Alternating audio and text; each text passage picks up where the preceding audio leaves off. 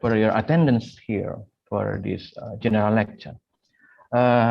This general lecture will be held bilingual, ya, dalam dua bahasa. Jadi izinkan saya untuk berbahasa Indonesia. Karena di awal Profesor Peter mengatakan bahwa ada banyak juga yang, dan di dalam list partisipan itu ada cukup banyak ya yang berasal dari luar Indonesia yang tertarik untuk mengikuti kuliah umum ini. Sebelum kita memulaikan kuliah ini, tentu biasanya kalau di fakultas kami itu selalu dimulaikan dengan doa, ya, dan saya memohon untuk Dr. Ivan Kaunang untuk memimpin kita dalam doa sebelum kuliah umum ini dimulai. Dipersilakan.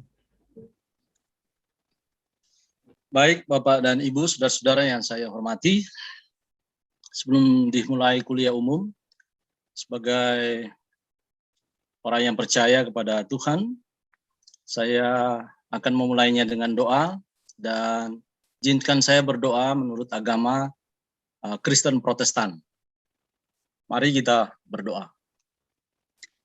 Ya Allah, ya Tuhan kami bersyukur di siang hari ini ya Tuhan, kami boleh berjumpa melalui daring dalam rangka kuliah umum yang dilaksanakan oleh jurusan Ilmu Sejarah, Fakultas Ilmu Budaya, Universitas Samratulangi. Ya Tuhan, kami bermohon kepadamu, Engkau kiranya menyertai kuliah umum kami, sehingga boleh berjalan dengan baik. Segala gangguan Engkau kiranya jauhkan, dan berbagai peralatan yang kami gunakan, kiranya Tuhan boleh berjalan dengan baik. Kami pun berdoa, kiranya Engkau memberkati panitia, terlebih narasumber dalam kuliah umum hari ini, Profesor Peter Carey. Kiranya Tuhan memberikan dia hikmat, pengetahuan, sehingga dia dimampukan oleh karena kekuatan yang berasal daripadamu. Kepada seluruh peserta, biar juga Engkau menyertai, sehingga kami boleh mengikutinya dengan baik, dan segala sesuatu yang kami terima hari ini boleh bermanfaat. Kami bermohon doa ini hanya dalam nama Tuhan kami, Yesus Kristus. Amin. Terima kasih. Terima kasih.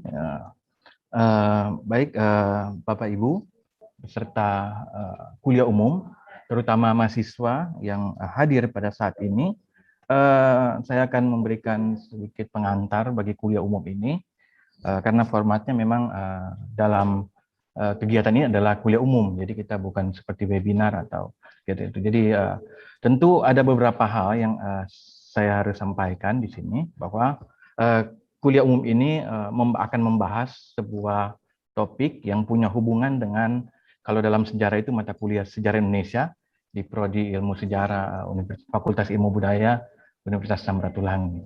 Jadi tentu kenapa kegiatan ini dilakukan secara virtual, karena kita masih dalam situasi pandemi COVID, dan kemudian kalau kita melihat dalam kebijakan dalam Kementerian Pendidikan, Kebudayaan dan Pendidikan Tinggi, ya, di kementerian sekarang kan ada istilahnya kampus merdeka.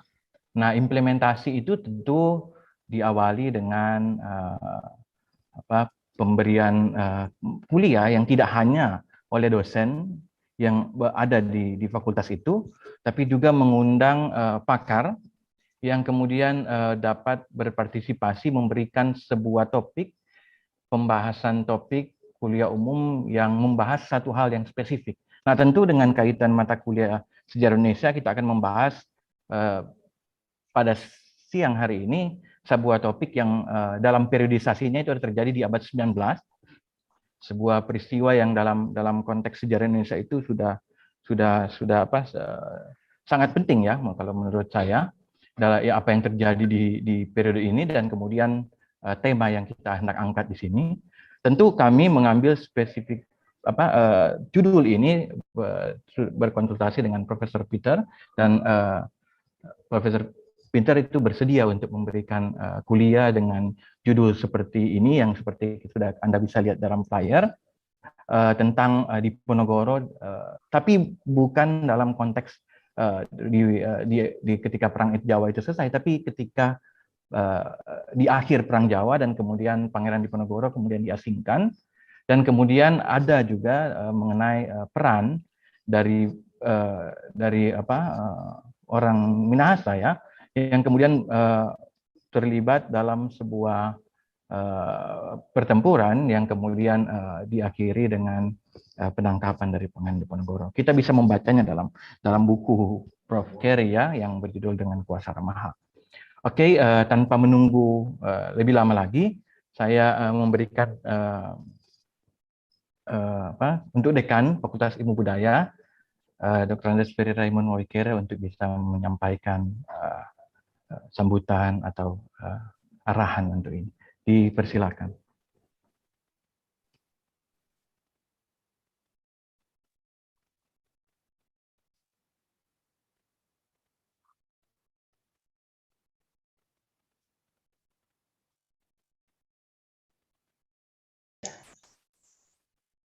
Baik, terima kasih.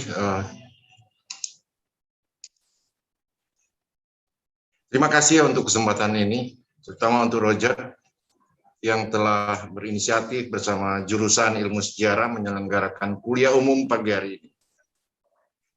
Good afternoon, everybody. Assalamualaikum warahmatullahi wabarakatuh. Shalom. Distinguished guests, ladies and gentlemen.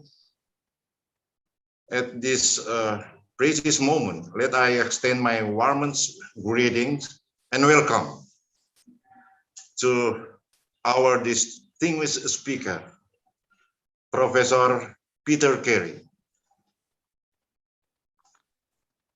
the expert senior historians. Luar biasa. CV kurikulum vitae-nya itu 20 lebih halaman. Luar biasa memang. Saya baca. Ya, terima kasih ya sekali lagi untuk kehadirannya, kesediaannya, for being here virtually with us and giving valuable materials about Perang Diponegoro. Peran pasukan tulungan dari Minahasa dalam Perang 1825-1830 di Jawa. Saya lihat di sini, the participants ada juga ada Prof. Luki Sondak. Agasih. Saya coba ini sedikit intermezzo ini. Ini Prof. Luki. Biografi dari Prof. Luki yang saya tulis. Kebetulan saya baca-baca kembali. Sedikit intermezzo. Ada dari Jenderal Santos, Filipina. Saya pikir signifikan juga jumlah kehadirannya. National Geographic. Dan juga dari semua titik di wilayah Indonesia. Satu-satu saya pikir ada dan mereka bisa mewakili. Oke lah, finally I want to say welcome to everyone and wish all the participants a productive discussion throughout the topic. Saya pikir demikian saja ya. Silakan lanjut. Selamat untuk sejarah dan panitia yang telah menyelenggarakan kegiatan ini. Sekali lagi terima kasih dan selamat berdiskusi. Oke, terima kasih Pak Dekan. Tanpa menunggu lebih lama, langsung saja saya berikan kepada moderator kita pada siang hari ini, Ibu Meili Neman, Magister Pendidikan. Dipersilakan untuk memulai.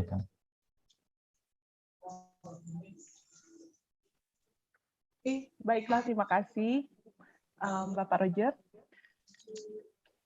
Assalamualaikum warahmatullahi wabarakatuh. Salam sejahtera bagi kita semua. Om Swastiastu, Namo Buddhaya, salam kebajikan. Izinkan saya menyapa semua yang telah bergabung hari ini secara bilingual, mengingat ada beberapa partisipan yang berasal dari luar Indonesia. So, Honorable Dean of Faculty of Humanities, Universitas Samratulangi, Dr. Andes Ferry Raymond Mawikere, MHUM, MA, the committee and all the participants, para dosen, mahasiswa, pemerhati bahasa, pemerhati sejarah, bahkan rekan-rekan media dari Tirto ID, Kompas, National Geographic, yang sudah join di virtual public lecture in Zoom and YouTube channel Fakultas Ilmu Budaya Universitas Samratulangi, organized by History Department of Faculty of Humanities, Universitas Samratulangi. My name is Meili Neman, and I will be moderating our virtual public lecture today. The topic of our public lecture this time is Pengasingan Diponegoro di Sulawesi dan peran Hulptroepen Minahasa dalam Perang Jawa 1825 sampai 1830, Tololiu Hermanus Willem Dotulong dan Tawajilin Sigar through the perspective of history. But before we come to the presentation, I would like to introduce our guest lecturer today. The committee sent me the CV and it consists of 21 pages. Dan 21 halaman itu kalau saya bacakan semua, maka waktunya pasti tidak akan cukup, maka saya akan share saja. Ya. Oke. Bapak Ibu bisa melihat CV dari pembicara kita, lecturer kita hari ini. Beliau adalah Peter Carey, lahir di Rangun, Yangon, Burma, Myanmar pada 30 April 1948, putra kedua dari orang tua yang berasal dari keluarga yang telah lama hidup di Asia, India, dan Tiongkok. Ia kembali ke Inggris pada 1955 dan menempuh pendidikan dari SD sampai SMA, Winchester College. Pada akhirnya ia meraih ranking 1 or First Class Honors dengan S1 dalam sejarah modern di Trinity College, Oxford, pada Juni 1969. Setelah wisuda, Peter diberi sebuah beasiswa dari English Speaking Union or ESU untuk belajar di Universitas Cornell, Amerika Serikat dalam kursus S2 dalam studi Asia Tenggara, di mana ia pertama kali tertarik pada sejarah modern wilayah Asia Tenggara, Indonesia pada khususnya. Pada saat ini beliau adalah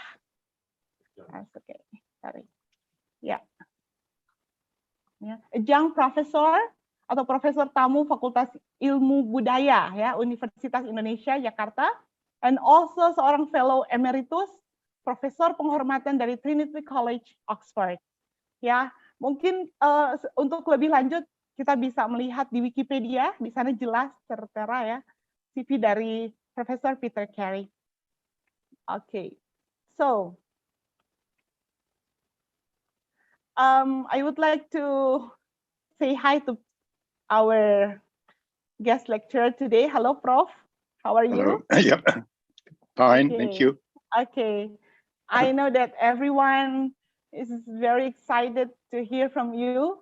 And now, tanpa basa-basi lagi, without further ado, I will give the screen for you. Ya. Yep. Dan jangan lupa semua kita ada Q&A session setelah ini. Bisa melalui chat box, Zoom, ataupun YouTube ya, YouTube channel. Okay.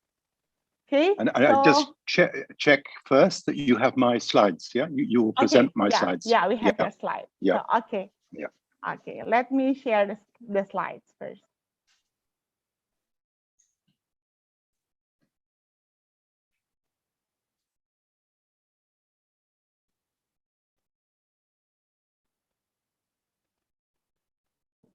Okay. Can you see that, Prof? Yeah. Yeah. Okay. Well, please. thank you. Okay. Shall I start away? Yes, sure. Ya, ini satu kesempatan yang langka sekali dan saya merasa betul-betul tersanjung diundang ke Samratulangi, diundang oleh Fakultas Budaya dan khusus Prodi Sejarah. Ya. Saya berterima kasih banyak kepada Pak Dekan, Pak Ferry Raymond, Pak Kiwele, dan juga kepada Dr. Roger Kambuan, dan juga kepada semua teman yang berkumpul pada hari ini. Sebenarnya waktu saya datang pertama kali ke Indonesia, salah satu perjalanan yang sama dengan Diponegoro dari Batavia ke Manado memakan 6 minggu dengan kapal barang. Kapal barang saya adalah nama dari Universitas Anda, Samratulangi. satu kapal yang dibuat dan diberi oleh Nikita Khrushchev kepada Presiden pertama Bung Karno pada 1963. Ya. Jadi saya sudah punya persentuhan yang sekilas ya dengan Manado sebelum datang, sebab yang manusiakan manusia, Samratulangi yang tersohor menjadi nama dari kapal yang angkat saya. So I would like to greet you all and to welcome you here and to thank you very, very much indeed for inviting me. This is a really unique and privileged occasion for me. I thank the Dean, Professor Ferry, Raymond Makiwile. I thank Dr. Ivan Kanang, and I thank Dr. Roger Kambuan for inviting me. Mbak Meli for being the moderator, and to say that even before I set foot in Indonesia, I already set foot in with Ada Prasentuan. I had a connection with the name Samratulangi because the ship I came on to Indonesia, which took 6 weeks, it went from New York to Senegal, from Senegal to South Africa to Djibouti, Djibouti to Jeddah, from Jeddah through to Teluk Betung to Palembang, was a voyage which was the same voyage which Diponegoro made over 6 weeks. So I had a connection with Manado, with Minahasa. And truth to tell, I had inklings about the importance of the Hulptroepen, the Pasukan Tulungan, in the final year of the war. And I had these from friends who are historians, like Mark Loddericks, who's making his thesis in Leiden on the Java War. And I came to seminars which he gave, and he was saying, well, the Manadanese troops were here, and they were here, and they were here. So there was a feeling that I needed to join up the dots. Jadi jauh sebelum saya datang ke diundang, sudah ada semacam firasat bahwa peran dari pasukan Hulptroepen, pasukan tulungan dari Minahasa sangat penting sekali, sangat menentukan bagi tahun terakhir dari perang. Teman-teman saya di Leiden seperti Mark Loddericks yang sedang siapkan skripsi S3 mengenai benteng dan barisan Perang Jawa di dalam perspektif sejarah militer Belanda, sudah membahas sedikit mengenai peran yang kunci yang dibuat oleh pasukan ini yang bergabung pada bulan April dengan pasukan Belanda. Ya, jadi ini salah satu discovery bagi saya. Ada pepatah dalam bahasa Inggris, you can't treat an old dog new tricks, but you've taught me a new trick. Ya, sesuatu yang baru bagi saya, sesuatu yang membawa layar baru, membuka jendela kepada salah satu perspektif yang total baru bagi saya. Dan bagi saya ini satu kesempatan untuk bisa mengorbitkan atau bisa mengelupas sejarah lokal. So this is an opportunity to open a new perspective, a new window on local history, and particularly the history of Minahasa and the Java War. There are many truths. Orang sejarawan bukan penghakim. A historian is not a hanging judge. He's not someone who makes moral judgments. Ya, itu untuk orang ahli filsafat atau orang pastor, ya. Tapi tugas kami sebagai sejarawan bukan untuk menghakim orang-orang yang berkiprah di dalam sejarah. Ada dari satu sisi, ada di Diponegoro, di sisi lain ada Hermanus Willem Datulong, ada Benjamin Thomas Sigar, ada Hendrik yang menjadi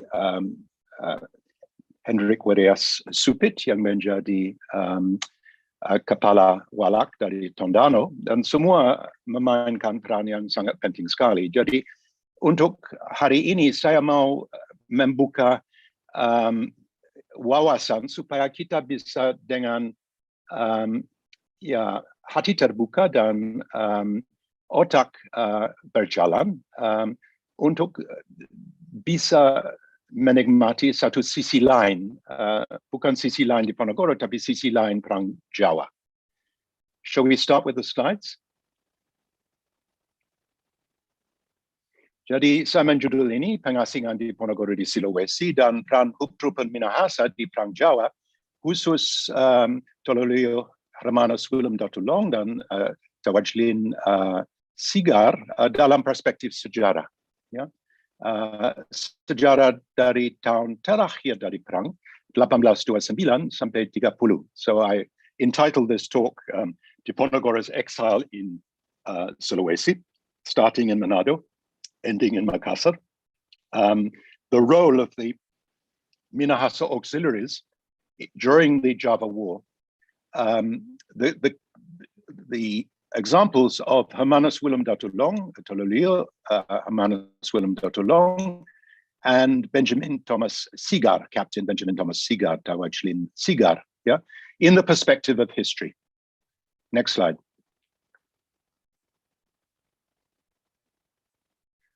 Bagaimana pentingnya sejarah, ya?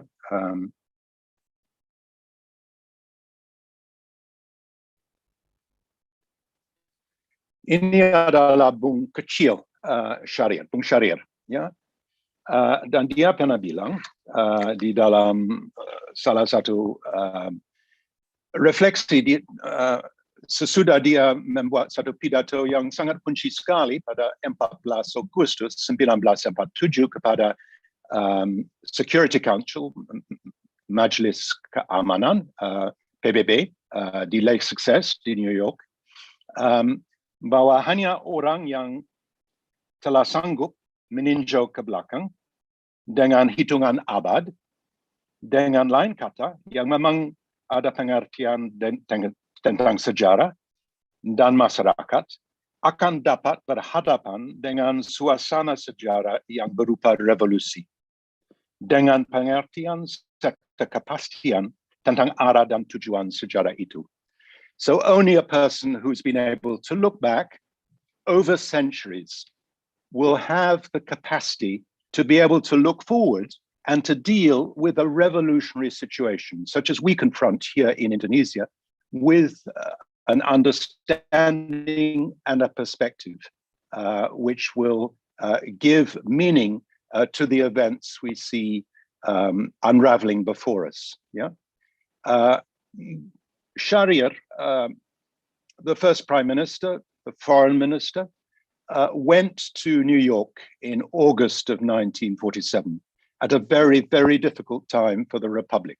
The Dutch had just launched and largely successfully won their first police action, Operation Product. All the richest areas of Indonesia had fallen back into their hands. And the Dutch representative, Elko Clevens, at the UN and others like Lovink, were dismissing the Indonesians as a rakitan.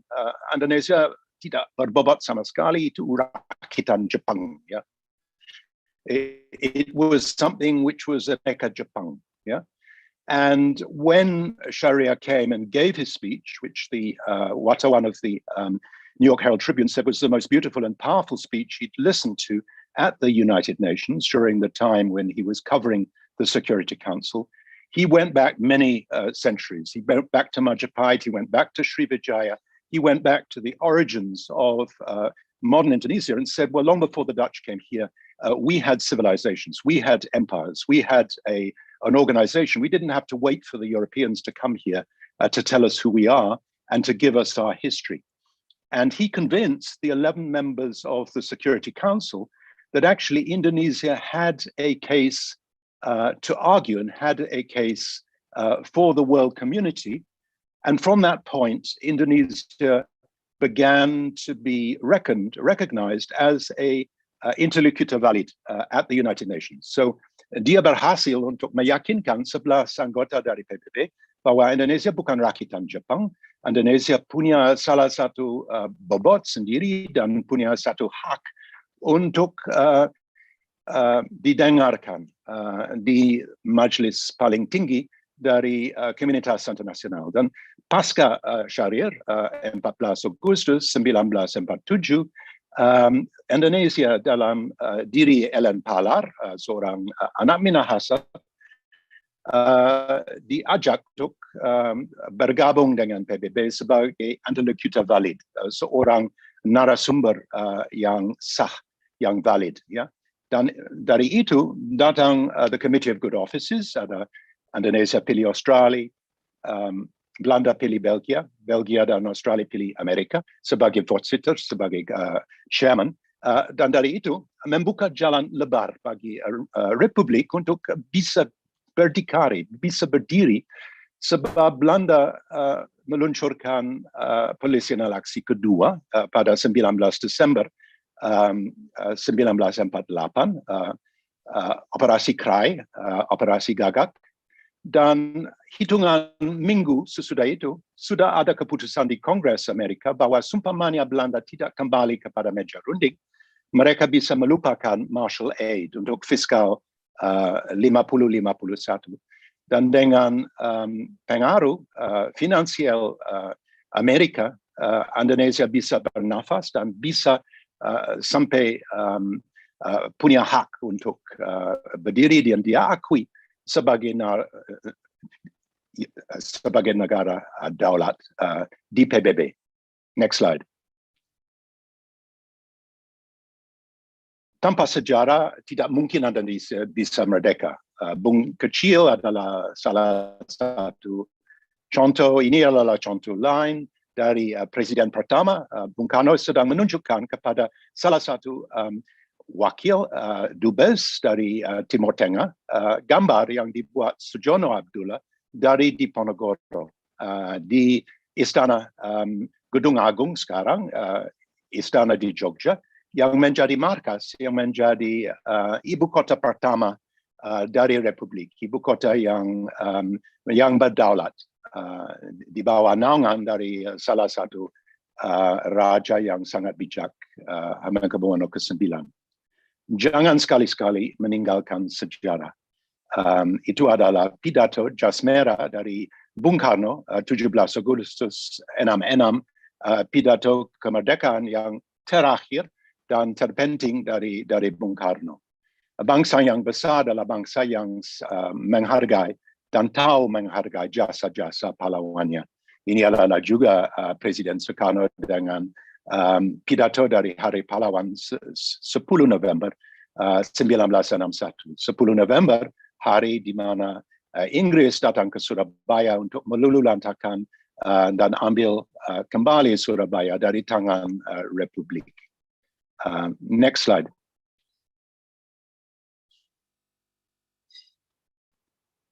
Next slide. Namun, jangan sepele ya. Don't treat being a historian as being a gampang, an easy ride, yeah. Because writing history, you are writing about other people's lives, and you're writing about the degup jantung dari satu negara atau satu rezim, ya. Dan pasti ada persentuhan dengan sang penguasa, ya. So if you're a historian, you're going to, it's a bit like Pericles in ancient Athens. You may not be interested in politics, and you may stay away from politics, but politics will certainly find you, ya. Mungkin Anda tidak tertarik politik, tapi politik akan cari dan melacak kamu, ya. Ini adalah kartun di New Yorker oleh David Cyprus dari 24 Juli 2014. Adalah raja dari abad pertengahan. I'm concerned about my legacy. Kill all the historians. Saya khawatir mengenai warisan ku. Membunuhlah semua sejarawan. Ya, jadi ini adalah sesuatu yang humoristik, tapi ada makna yang penting. Ya, So it may be just a cartoon in the New Yorker, but it's also got a message for us. Jangan main-main dengan sejarah, sebab sejarah adalah DNA bangsa. Yeah. Next. Dan sejarawan dan kekuasaan selalu memicu masalah, sehingga integritas ilmuwan menjadi dipertanyakan. Ada salah satu kasus yang mengenai sejarah nasional yang diperintah oleh Orde Baru dari Soeharto, Presiden kedua, yang dari satu pihak adalah Profesor Nugroho Noto Susanto, yang membuat skripsi mengenai peta, yang belajar di SOAS, yang ideolog dari Orde Baru, dan ada pihak dari Profesor Sartono Kartojajo, yang menjadi profesor sesudah kembali dari Amsterdam 1968. Dan waktu dia disuruh oleh rezim untuk menulis kembali jilid ke-6 dari sejarah nasional, sebab terlalu memihak kepada, terlalu mengagung-agungkan Soekarno, dia dengan lantang bilang tidak. Ya, dia tolak dengan gamblang, ya, tidak mau tahu, ya. Lebih baik saya undurkan diri dari majelis, dari sejarawan, daripada tulis yang disuruh ditulis oleh rezim, ya.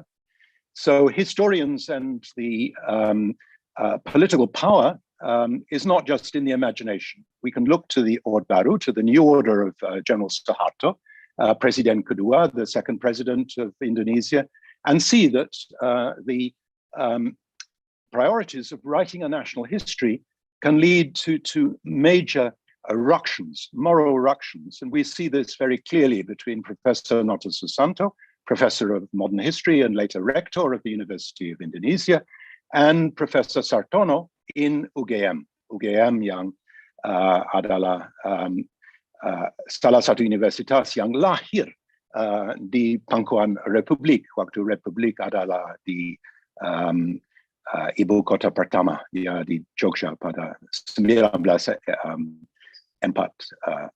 Yeah? And he said, look, if I'm being asked to rewrite the 6th volume and rewrite it because in the first printing of this, in the first edition, we've been too favorable to Bung Karno, to Soekarno, the first president, as a proclamator, as the inceptor, the intellectual inceptor of modern Indonesia in terms of his capacity to imagine what Indonesia should be, with 3 revolutionary kebijakan. One is the choice of a national language, which is a minority language, spoken by only 4% of your population. Speak Malay at home. The second is the willingness to create a republican constitution when all your constitutional framework beforehand had been royalist and kingdoms and sultanates and kerajaan. And the third was to have a national ideology, Pancasila, which was not one that accepted a majority religion as a religion of the state. Even the 5 words of the Jakarta Charter were not included in the Undang-Undang Dasar. So these are not hayalan. Yeah. Next slide.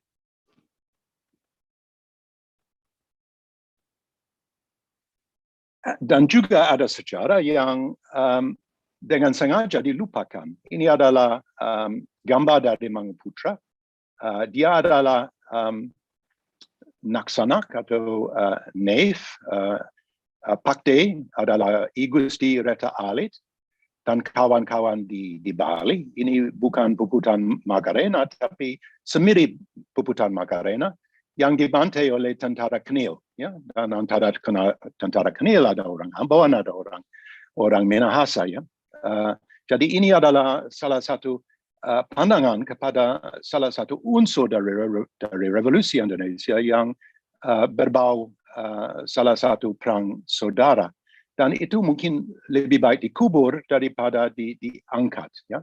So here is an example from the revolutionary period, an example which was painted and we showed at the Aku Diponegoro exhibit in the Gallery Nasional between the 5th of February and the 8th of March 2015, of a massacre in Bali of Igusti Reta Alit, a local ruler, and his barisan, who were shot to death, a bit like a rerun of the Manet, famous Manet portrait of the death of the Emperor Maximilian, in which you have this line of French troops and the execution of the Emperor of Mexico, Maximilian Habsburg, and being executed by Hulptroepen, Pasukan Tulungan, Kaneel, Koninklijk Nederlands Indisch Leger, troops that hail from Eastern Indonesia,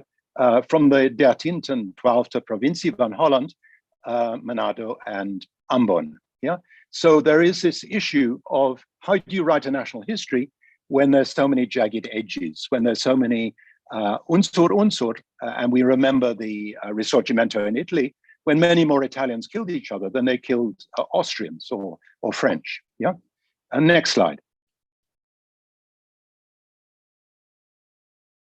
Dan ada juga kepentingan yang mendorong sejarawan untuk membesarkan, mengagungkan sesuatu yang jelas lebih kecil dengan mengadakan fakta yang sama sekali belum terbukti. Maybe on Mars, water goes uphill, yeah? But in Trowulan, which is 35 meters above sea level, it doesn't go uphill. So where are these canals, yeah? Yeah, the issue of a capital city, Trowulan, which is more like the small Puri of southern Bali than it is like Angkor Wat or Pagan, maybe doesn't sit well with national history. So sometimes that national history is spiced up. And one of the things that we can point to is the whole issue of whether you had these vast canals without any bodies of water, without any single shard of a irrigation or water management system having ever been found in the Trowulan archaeological site. So there is this pressure to make something much bigger than it was originally, a pressure which comes from a nationalistic perspective. Next.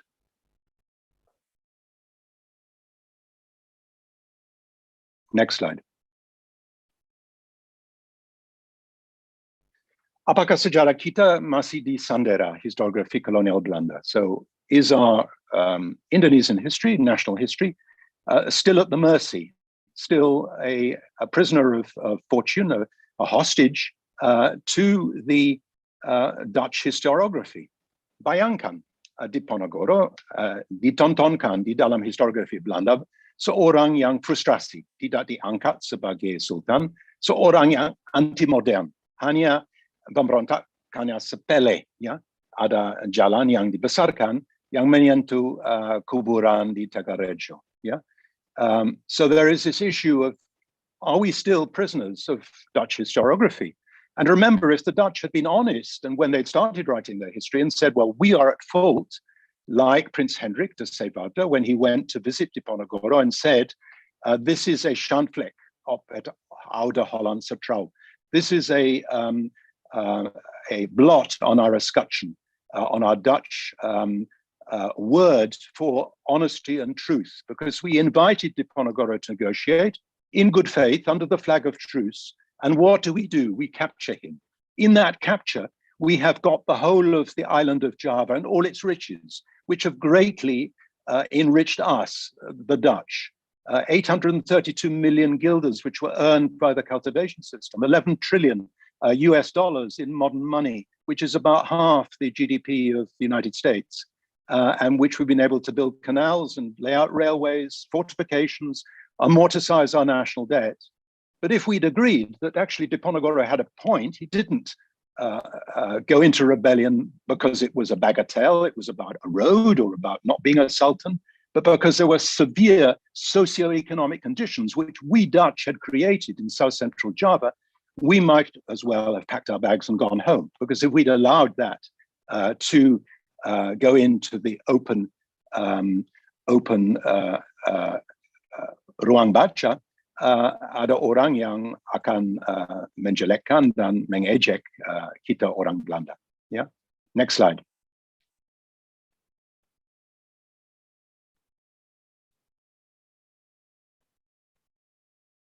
Sebab sejarah kita ditulis oleh yang menang dan bukan oleh orang yang kalah. Because our history is written by people like myself, anak koloni, lahir di Myanmar waktu Myanmar masih koloni Inggris, dan 90% dari orang yang sedang diterbitkan di dalam majalah ilmiah di luar negeri, terbitkan artikel mengenai Indonesia adalah orang yang notabene non-Veni, ya. 90% of everybody who's writing history or writing about Indonesia or writing scientific articles on Indonesia from everything, from nuclear physics to virology to history and philosophy, are non-Indonesians, yeah? Which is a pretty desperate situation. And how can we get control of our history if, in fact, all this history has been written by non-Indonesians, yeah? This is Raden Saleh's famous portrait. No flag, no triwarna above this building, which is notabene a government building. All the Dutch faces are too big, like the Buto Sabrang. And Diponegoro is sejajar dengan dekok yang kewalaan. Ya, ini adalah salah satu gambar kunci banyak pasemon yang diberi sebagai kuda Troy kepada Raja Belanda untuk merongrong kekuatan batin dari Belanda dari dalam. Waktu itu dipajang di Soestdijk. Yeah. So this was like a Trojan horse given as a present to William III, the King of Holland in the Netherlands, to be hung on his palace in Soestdijk in the Netherlands to eat the entrails of the Dutch from the inside with an œuvre à clé in which there are so many meanings in this painting which are not favorable at all to the Dutch. Next slide.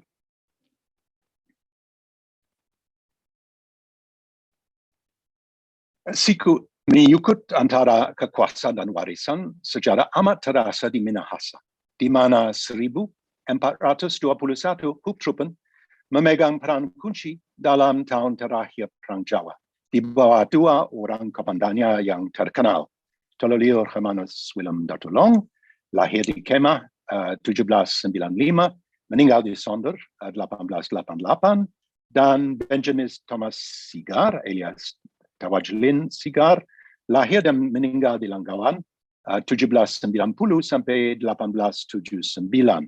Ya, mereka adalah orang hebat pada hari ya, dan bicara masih membisik dari leluhur kepada generasi berikut, sebab yang buyut dari Tawajlin Sigar adalah Dora Sigar, yang notabene adalah anak dari Philip Sigar, seorang PNS senior dari Bidang Lansa Bestur, yang adalah ibunda dari Pak Prabowo, Menteri Pertahanan Indonesia pada masa sekarang. Yeah.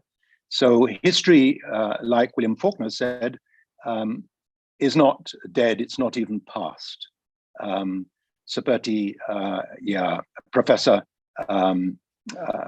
V. Kusumo yang membuat koreografi dari opera di Diponegoro, dia melenggarakan opera itu 2011 di Taman Ismail Marzuki, dan judul adalah Perang Jawa 1825 0000.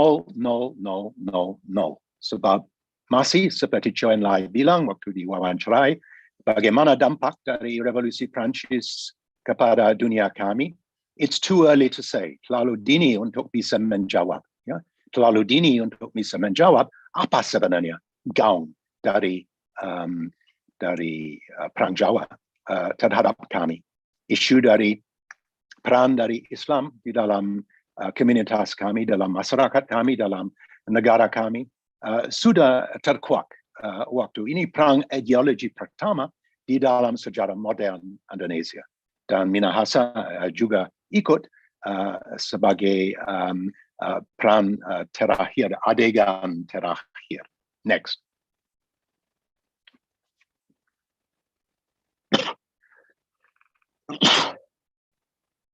Yang menarik adalah ada dua pelukis, satu Belanda, Nicholas Pieneman, satu Arab Jawa dari keluarga tersohor dari Semarang, Bustaman, keluarga Bustaman yang datang ke sini pada akhir 17 abad 18 dan menjadi ahli juru tulis dan ahli terjemahan untuk VOC yang menjadi orang gede di Semarang, menjadi bupati, menjadi penghulu di Rambang, dan salah satu bibit dari keluarga adalah pelukis tersohor Raden Saleh Sharif Bustaman. Dan dua-duanya membuat gambar dari penangkapan Cidra di Diponegoro untuk Belanda. Ini satu kemenangan yang yang luar biasa. Untuk Raden Saleh, saya sudah menerangkan itu salah satu pengkhianatan politik, tapi dia tidak bisa belak-belakan mengatakan itu, tapi dia melipatkan itu secara rahasia dalam pasemon dari dia punya gambar. Dan yang menarik adalah dua-duanya seniman tersohor menghadirkan komandan Minahasa di dalam gambar mereka masing-masing. So here you have two painters who took one theme. The theme is the capture of Diponegoro at Magelang. They paint radically different pictures. Pieneman, who is a portrait painter, successful portrait painter, is commissioned by de Kock, General de Kock, the commander of the land forces of the Dutch during the Java War, who commissions this painting to celebrate his great victory and his act of treachery in Magelang. And then you have, 20 years later, a young Arab Javanese painter who's anak company. He's been brought as a scholarship boy to Holland in 1829 as the secretary of Van der Ling. And he studies painting. He studies modern painting with Schelfhout and Krusemann. And he goes and becomes a big noise in Germany, in Dresden. A friend of Queen Victoria's brother-in-law, someone who Melanglang Buana. What Indonesian who goes to England now, the first day he lands, will get an invitation from the Queen to dine at Buckingham Palace? And that was the case with Raden Saleh, seorang Indonesia yang sangat terkenal sekali antara kalangan bangsawan Belanda dan Inggris dan Jerman dan Prancis di Eropa pada saat. Let us see their paintings. Next slide. Jadi ini gambar dari Pieneman, satu perayaan dari kemenangan Belanda, dan di paling kiri berdiri tegak adalah Benjamin Thomas Sigard, Kapten Benjamin Thomas Sigard, yang hadir sebagai satu saksi bisu dari akhir dari Perang Jawa dengan penangkapan di Diponegoro.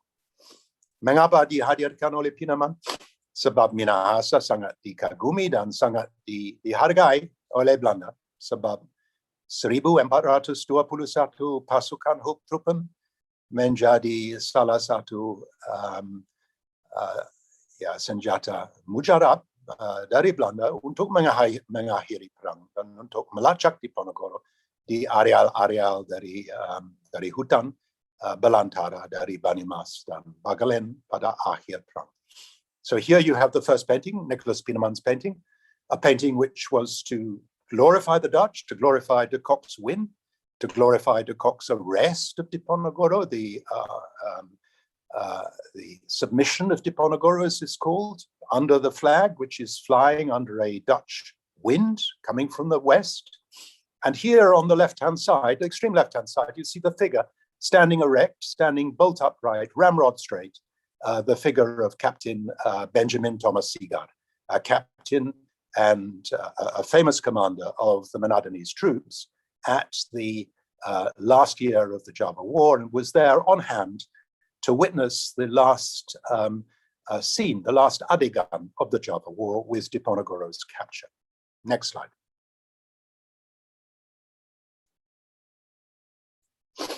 And here you have Saleh's response.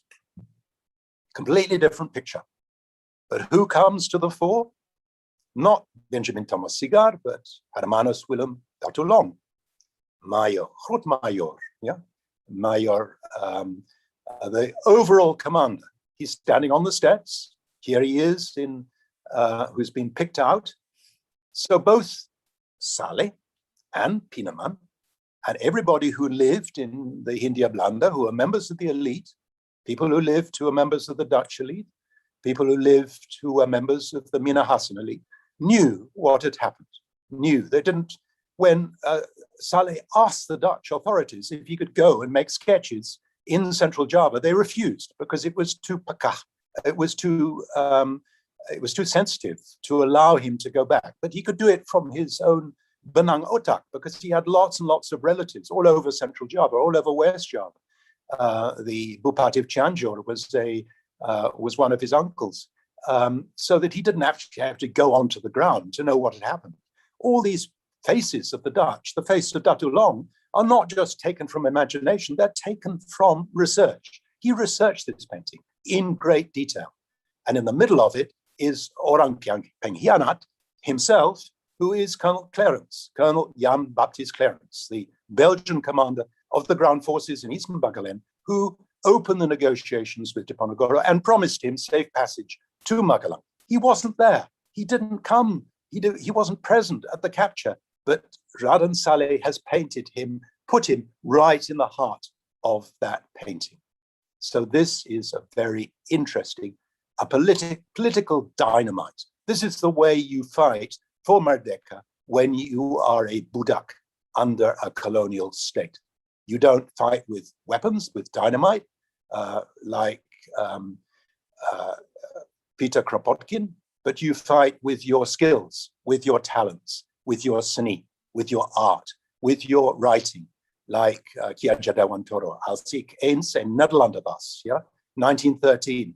If I was a Dutchman, I would not be asking my population, my subjects, to be contributing money so that we Dutch could celebrate 100 years of freedom from French rule, from French colonization, because we ourselves are colonized, yeah? The pen is mightier than the sword. The brush is mightier than the cannon in terms of the ability to win independence. Next slide.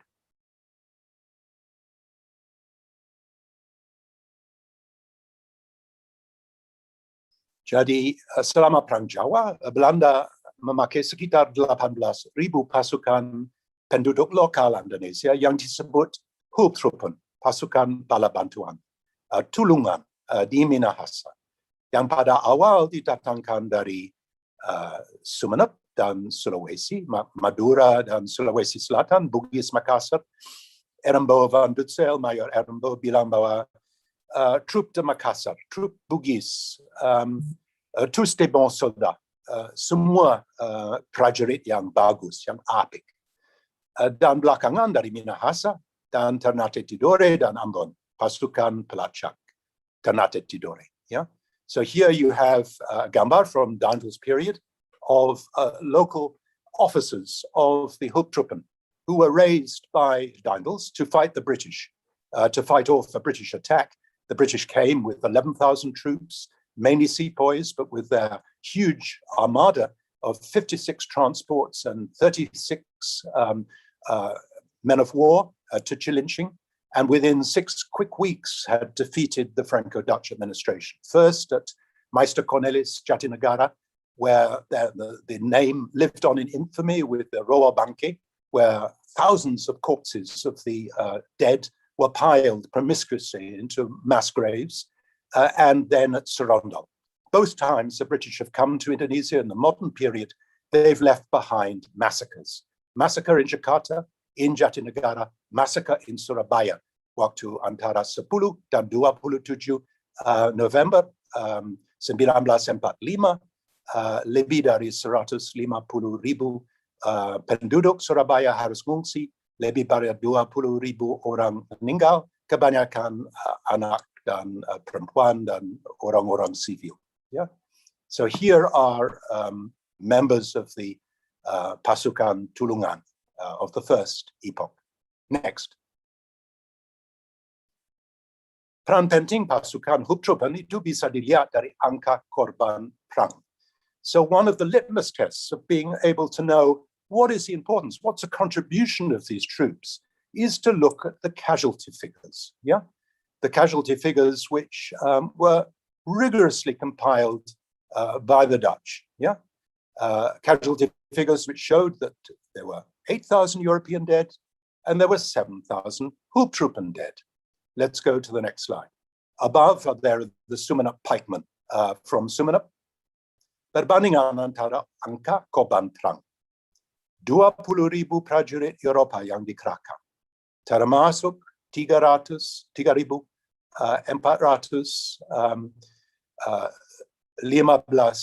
pasukan dari Belanda langsung dikirim, 8.000 meninggal. Tapi tidak di atas medan perang, tapi meninggal di rumah sakit yang memilukan.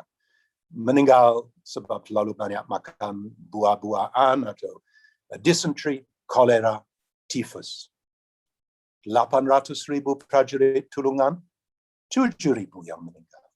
Tapi 7.000 itu tidak meninggal di rumah sakit, tapi di rumah, meninggal di atas medan perang. Ya. Jadi sumbangan dari prajurit Tulungan jauh lebih berarti dari sumbangan dari bangsa Eropa, prajurit Eropa yang dikirim langsung dari Belanda atau yang dikerahkan di sini, di Hindia Belanda, di Indonesia. Next slide.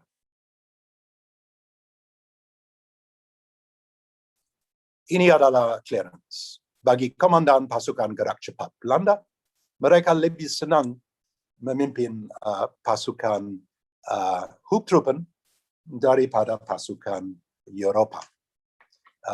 Di dalam barisan gerak cepat mereka, flying columns. Pour mon compte particulier, je préfère commander les indigènes à des Européens.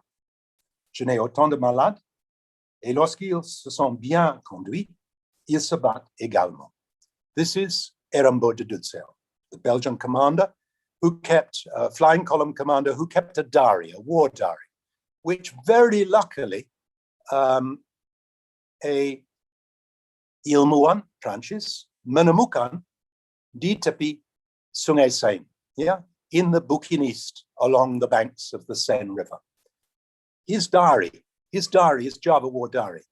And what he's saying here is, bagi saya sendiri, saya lebih suka memimpin prajurit pribumi daripada prajurit Eropa.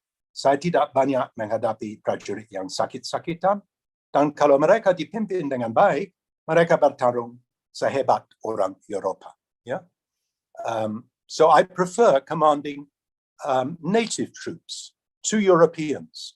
They don't have so much sickness in the ranks, and if they are led properly, commanded properly, ada siasat, they fight just as well, if not better, than Europeans. Next slide. Tanpa adanya sekutu dari penduduk lokal Indonesia, tidak mungkin Belanda akan memenangkan Perang Jawa. At the extreme left, you see the Sultan of Madura conferring with his party in Bangkalan. In the middle and on the right, you have troops termed Alferes from Minahasa, from North Sulawesi. So without the help of local Indonesian Hulptroepen auxiliaries, it would be impossible for the Dutch to have won the Java War. Even Stevens, almost as many Dutch, more Dutch, just 1,000 more died, but the Hulptroepen who died, most of them died on the battlefield, most of the Dutch in hospitals. Next.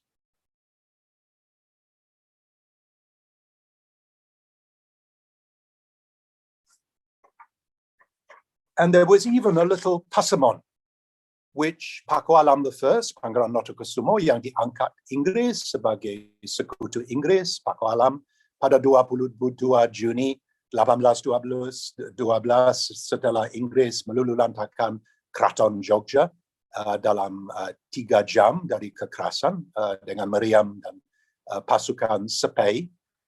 Dia bilang pada bulan Agustus 1825, lihatlah, kalau prajurit Sampang sampai datang ke Jogja, kita akan baru tahu bahwa pemberontakan, the mutiny, rebellion of Diponegoro, adalah sesuatu yang berbobot atau tidak. Jadi, seumpamanya pasukan didatangkan dari Madura, ini akan adalah tanda bahwa Belanda kewalahan. Mereka, ini salah satu, bukan sepele, bukan salah satu pemberontakan sepele. Ini pemberontakan yang berarti. Sampai ada pasemon. Next. Hamanas Willem Datulong. Amat menarik sekali. Berasal dari keluarga terpandang, kepala walak, lahir di Kemah, istri dari Kakas, terlibat dalam pertempuran pertama waktu masih 13-14 tahun. Perang Tondano, 1808-1809, sewaktu ia membantu pamannya, seorang kepala distrik, hukum besar, kepala walak, konsia, untuk menghadapi satu pemberontakan yang disebabkan oleh perekrutan yang brutal dan penuh kekerasan di Minahasa yang dilakukan Marskal Herman Willem Daendels, ya, yang menjadi inspirasi untuk nama Datulong sendiri, Datulong kecil. Ya. Hamanas Willem Datulong, waktu dia 14 tahun, dia ambil alih Christian names dari Marskal sebagai Christian names dia sendiri. So here you have Hamanas Willem Datulong, comes from an elite family. His father and his grandfather were district heads, Kepala Walak, born in Kemah in northern part of Minahasa. He was involved in a war when he was only 13, 14, and he distinguished himself in that war against a local rebellion in Tonsea, in Tondano, against the brutal recruitment policies of Daendels, and it was suppressed. And he then took the name of Daendels as his own Christian names, as a form of respect, paying respect. Seperti di Inggris adalah orang yang, atau di Prancis adalah orang namanya Bonaparte, ya? Atau orang di sini atau orang Batak dinamanya ya dari ya Rommel atau orang-orang yang luar biasa, yang hebat, ya, dari luar. Yeah. So here he is as the commander with his military Willem's order, his military King William I's military order, derde class, third class, as a honor. And at the 1st of February, 1827, he becomes a Grootmajoor because he raises the most troops, 300, from his area of Sonder. Yeah. The next is troops from Tonsea, Tondano, all the other 10 districts of Minahasa, but he raises the most troops, and therefore he is diangkat sebagai komandan, Grootmajoor, the overall commander. Next slide.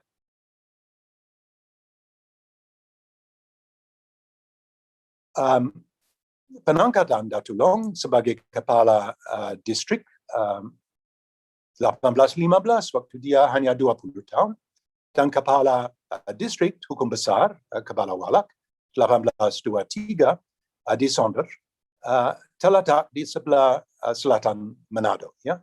Dan dia sudah dipuji-puji oleh Van der Capella waktu Gubernur Jenderal sebagai seorang kepala distrik yang cekat, yang luar biasa hebat. Waktu dia datang bulan Oktober 1824 di dalam satu turne ke Indonesia Timur. Mengingat reputasi sebagai pendukung Belanda di dalam diri Peter Matt, residen Peter Matt, datang kepada Sonder pada awal untuk mendapatkan pasukan tulungan pada bulan awal dari 1827 dan memakan waktu hampir 2 tahun sampai Januari 1829 sampai perjanjian terakhir dari Kepala Walak sudah rampung, sudah complete. Ya. Next slide.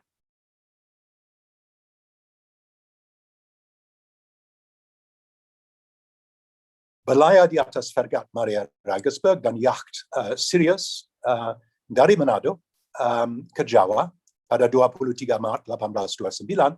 Mereka tiba seperti orang Inggris 20 tahun sebelumnya di Cilincing pada pertengahan April. Ini adalah kapal di kanan adalah Maria Regensburg, Fregat, dan di kiri adalah geladak dari Triton, adik dari Pollux yang akan membawa Diponegoro ke Manado, ya, yang dilukis pada 1828. So here you have the two ships that are going to bring the troop from Manado to Jawa.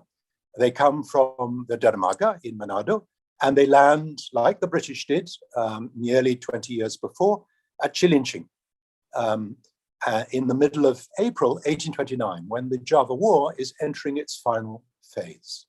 Next slide. And in Cilincing, you can see a memorial to Amanus Willem Datulong, ya, yang masih berdiri dekat makam dari Kapitan Yonka yang tersohor. Ya.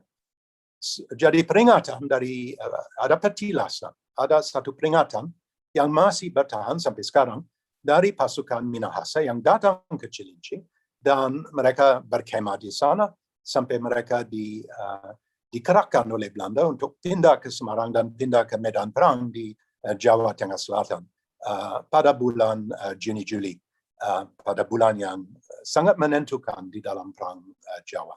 Sesudah mereka dilatih, mereka disiapkan, mereka dikerahkan oleh Belanda, langsung mereka bergabung dengan pasukan gerak cepat masing-masing. Ada 11 pasukan gerak cepat Belanda. Next.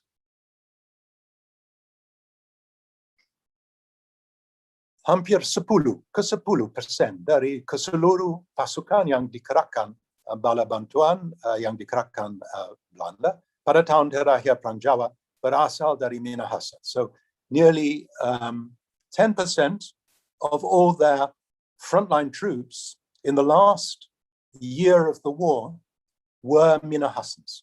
They presented 1,420 troops, very few of them sick. They fought. And they fought in the final battle, bataille arrangée, a great set-piece battle at Silok on the 17th September 1829, when Diponegoro is comprehensively defeated. His uncle, Pangeran Prabu, becomes an amputee and he dies on horseback.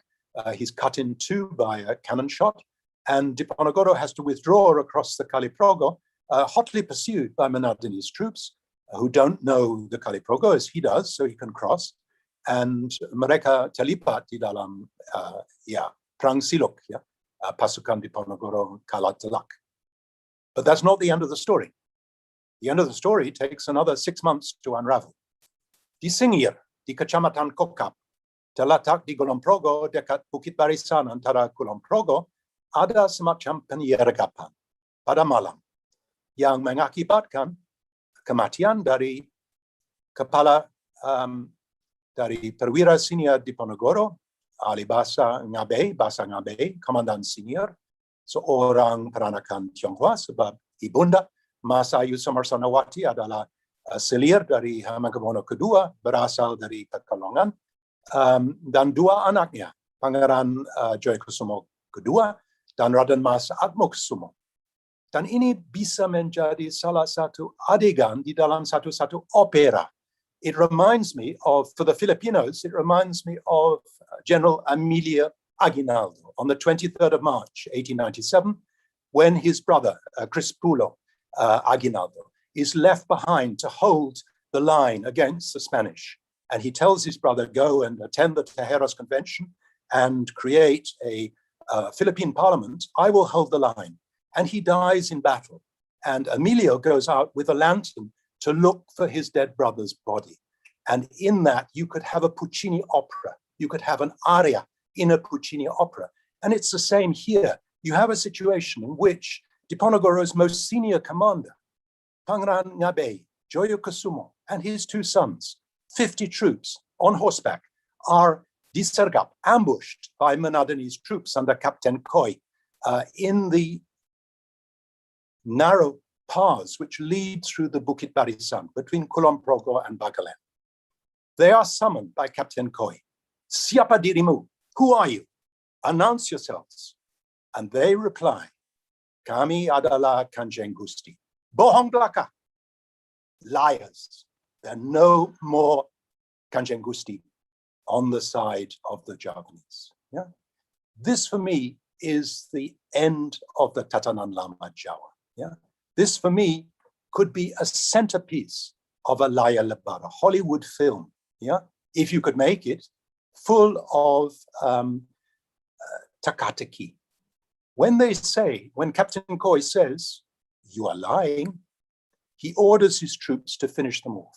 He orders them to cut off their heads, throw their bodies into the ravine, and send their heads to Dekok in Magalang. And then suddenly they look at the heads, they look at the pale yellow skin, and they realize that they were not lying, that these are Kanjeng Gusti. And in candlelight, at Singir, they have an upachara to bury the dead, with the bodies and the heads being separated. Dan pasukan gerak cepat di bawah komando Belanda, tapi juga terlibat komando Jawa. Next slide. Ini adalah Tumenggung Cokro Joyo, Bupati Perdana dari Purworejo, Ngabe Resuduwirio, Mantri Ulu-Ulu dari Solo, Wakil Komandan dari Pasukan Tulungan dari Solo di Bakalen, yang menjadi komandan dari Pasukan Manado di Singir. Yeah? So it was not just Dutch, there were also Javanese commanders on site. And he writes this up in his own babad, Cerita Kedung Kebo, about his exploits in the Java War. His exploits which have actually created the conditions, a bit like the commanders who went on to become politicians after the revolution. This is the fons et origo of his status as a novi homines, a new man after the Java War, a member of the new Binnenlandse Bestuur, a member of the new class of Bupati. And his asal-usul bermuara kepada apa yang dia buat waktu Perang Jawa, dan aksi di Singir adalah aksi yang sangat menentukan. Dan dia menjawantakan ini di dalam satu babad buku Kedung Kebo, yang ditulis dan dipresentasikan kepada orang-orang gede, seperti Dumai Van Twist, Governor General yang datang ke Purworejo 1852, kepada Governor General Rokusen yang datang 1847, dan Komandan Saxe-Weimar, Eisenach, Komandan dari tentara Belanda di Hindia Belanda, waktu dia datang tahun 1849. Jadi, this is the calling card of Purworejo. And the calling card of Purworejo is this babad beautifully illustrated. And all these are wayang characters. And this, like Raden Saleh's painting, is a oeuvre clé. You have Suyudono, the magnificent, proud, capable king of the Kurawa, whose great weakness is his arrogance, compared with Diponegoro. Bolodewo, the king of Sanapura, yeah, who, if he had joined the Broto Yudo, would have won the fight because of his kasekten, his spiritual power for the Kurawa, and is tricked by Krishna into meditating at the Grojogan Sewu. And in the other, you see Setiaki, who is Chokranagoro himself, confronting Yudhishthiro, who is a more polite and polished version, which is created for Dumaya Van Twist when he goes to Purworejo in 1852. Next slide.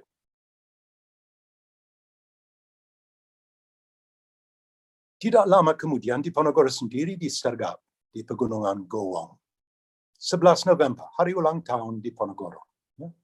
Jubah dan tombak Kiai Rondan yang bisa membisik di telinga Diponegoro di mana ada bahaya, dirampas setelah sang pangeran lompat dari kuda ke dalam lembah dan bersembunyi di bawah gelaga untuk menghindari kejaran pasukan Minahasa dan pasukan Tidore Ternate yang sedang melacak dia. Yeah? So they spring a trap in the Gowang Hills. They capture a letter which Diponegoro sends to one of his commanders in eastern Bagaland. And the Dutch set a trap.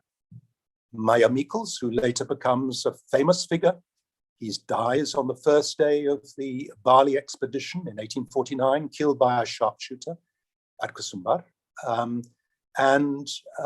His troops, many of them Manadanese, then spring a trap.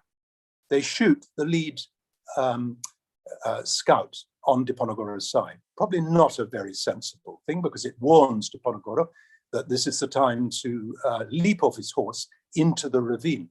He hides under the pampas grass for 3 hours. He's wounded in the foot, wounded in the shoulder, but then escapes, and he's able to hold out for the next 4 months, sleeping in caves, sleeping under trees, suffering from tropical malaria, suffering from the suppurating wounds in his leg and his shoulder, only accompanied by two Ponakawan and his pusaka pike, his heirloom pike, which is able to membisik kepada dia, is also captured. He has 20,000 guilders placed on his head, alive or dead. It's like a Western movie. Yeah, 3 miliar rupiah dalam wang sekarang. Siapa yang bisa menangkap? Hidup atau mati, membawa pengkal kepala ke Magelang akan menerima 3 juta, 3 miliar. Ya. Hanya diikuti oleh Banteng Waring dan Roto, bocah-bocah 18 tahun, 20 tahun, ya, masih muda sekali, tapi mereka bisa merawat dia, bisa bertahankan.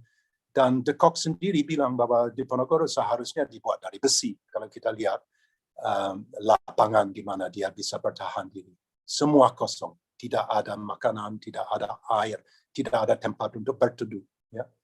Dia bisa tahan, ya, seperti orang-orang yang Mao Zedong di Yinan, ya, orang-orang hebat sekali, orang luar biasa. Next.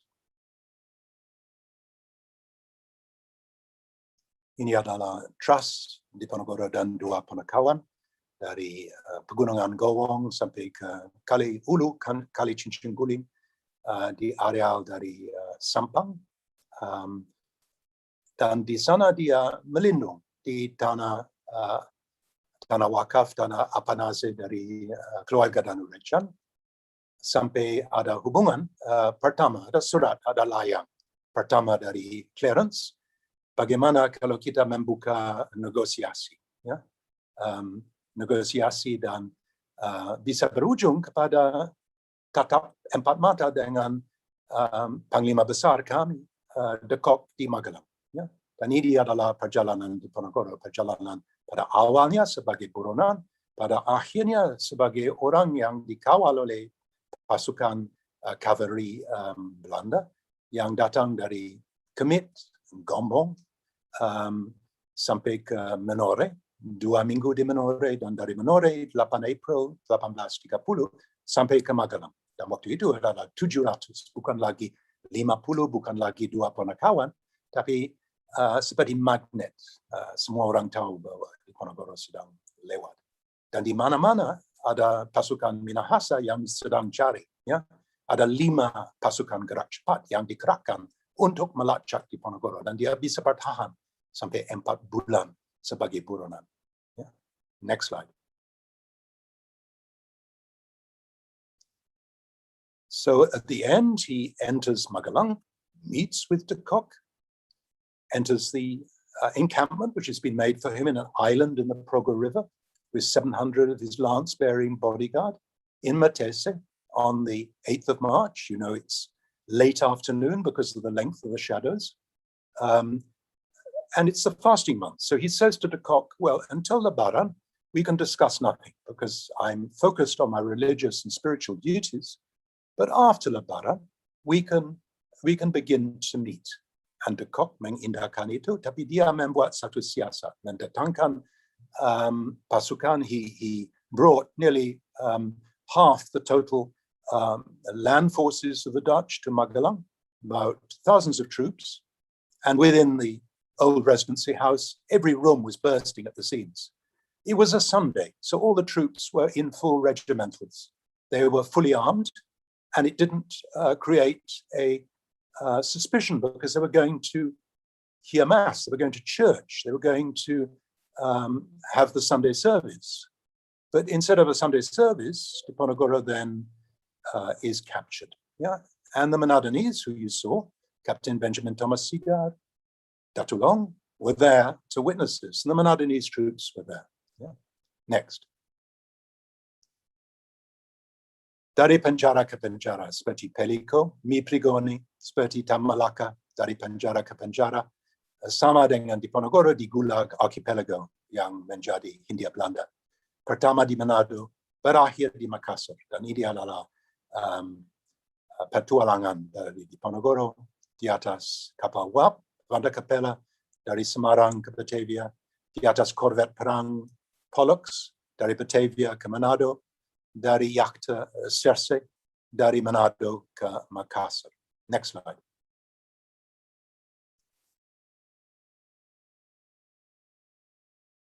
And at the first, this is the Pollux at anchor in the Marquesa Islands, Batavia to Manado. It takes 6 weeks on board ship. Imagine 6 weeks. A very long voyage. Goes all the way to Flores and then beats up the passage between Sulawesi and Ternate Tidore and Halmahera and the areas of northern Maluku. Comes to the Likupang establishment and then docks on the 12th of June, 3rd of May to the 12th of June in Manado. They come ashore in Manado, and what do they find? Van den Bosch wants Diponegoro to go into the hinterland, but in the hinterland there's only one place, Tondano, which is suitable. And that's already dihuni oleh Kiai Mojo and 82 pengikut, ya, jadi ya ada sejarah berikutnya. So it takes 6 weeks. Next slide.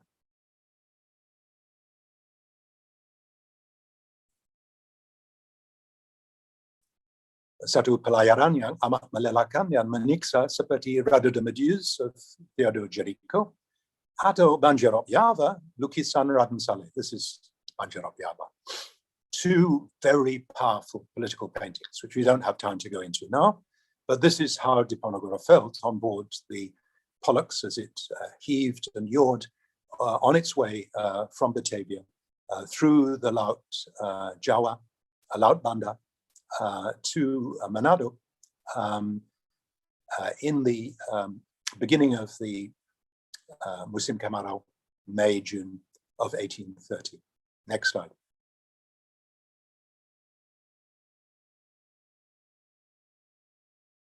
And here is Manado, 3-mast schooner at bay, in the bay. Here is Fort New Amsterdam, which was destroyed by an earthquake in 1832 and then bombed by the Allies on the 7th of December 1944, bombed from the air by the American Air Force, used as a base by the Japanese. But this was Diponegoro's home for 3 years. And in this home, he wrote a Nazca, which is one of 299 Nazca, which has been now recognized by UNESCO as a Warisan Dunia. This is the Babad Diponegoro, written in 9 months, no computers, no perpustakaan, with an amanuensis, a juru tulis, in Machapatan, Pegon, 1,150 folios in 9 months. Pretty good going. Here is a man who could lose the world, but rediscover his creative powers. 3 tsunamis, one when he was 7 years old, and he was taken from the court to live with his formidable great-grandmother, the point of the spear of the Tarakat Shataria in Tagarejo. At the age of 39, when his Tagarejo residence was burnt to the ground by the Dutch and having to Medan Perang, Lima town, and then like Napoleon, when he was exiled to Elba for the first time, 44 years old, he's sent into exile. Tapi tidak murung. He goes from the physical realm into the spiritual, into the sastrawi, and he creates a work of literature, which is his memoir, one of the first autobiographies in modern Indonesia, which is his Babad Diponegoro, written for his children, so his children could know about his life and could be educated as young Javanese in exile in Sulawesi, not as Manadanese, not as Minahasans, not as Bugis, not as Makassarese, but as Javanese. And this is where he writes his magnum opus. Next.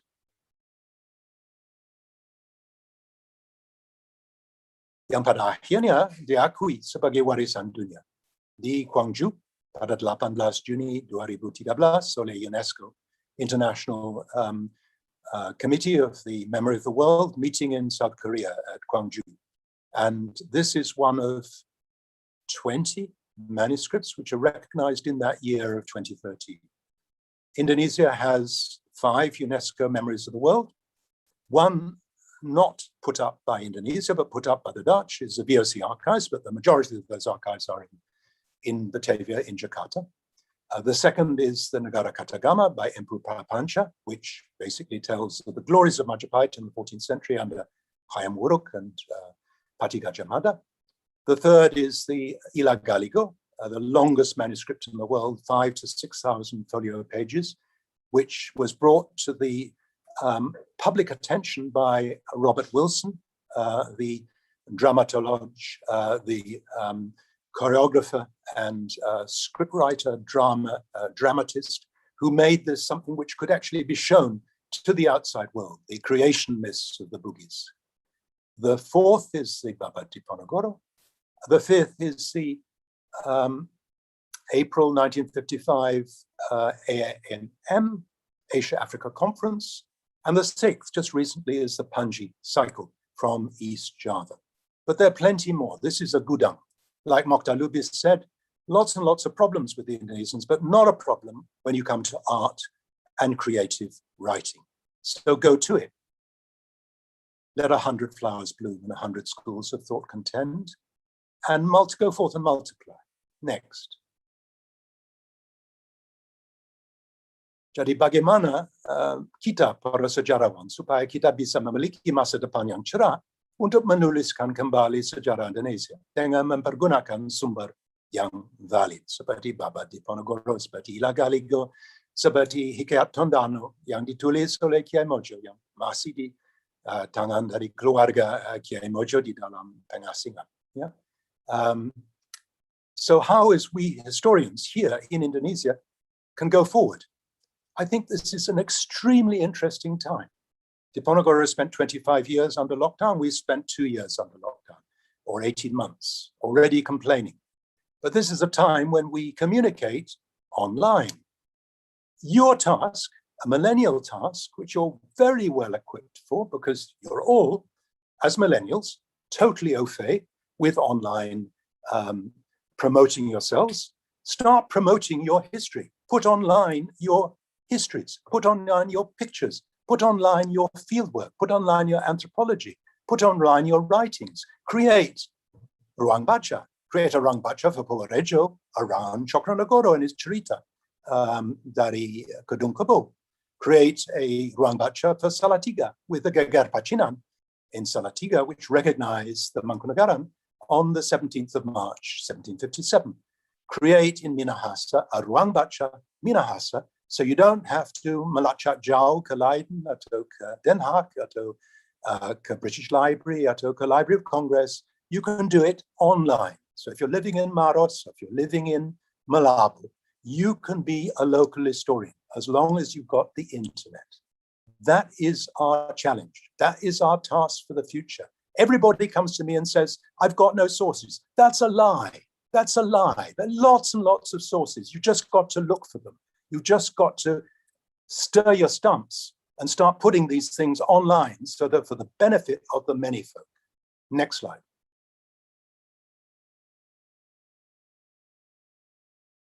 Jawaban yang tepat seharusnya dicari di arsip kolonial Belanda yang tersimpan di Andri, khususnya di arsip kerezidenan, yang semua harus dilacak, dicari online atau melalui ruang baca yang terfokus. So you've got a gudang, half an hour from UE. You've got a treasure trove, a pundi-pundi. You've got like Treasure Island. You've got a huge kilometers of archives. Within an hour, you've got the kota.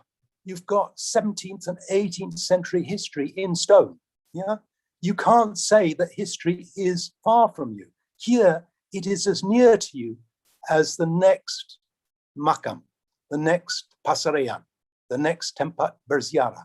Ya, bisik leluhur masih bisa didengar. Next slide. Terima kasih atas kepedulian dan perhatian. Matur nuwun ngantos kepanggih malih. Next slide. The journey of 1,000 miles starts with one step. Perjalanan sejauh 1,000 kilometer mulai dengan satu langkah. Marilah kita ambil langkah awal. Matur nuwun, terima kasih. Totsis. Okay.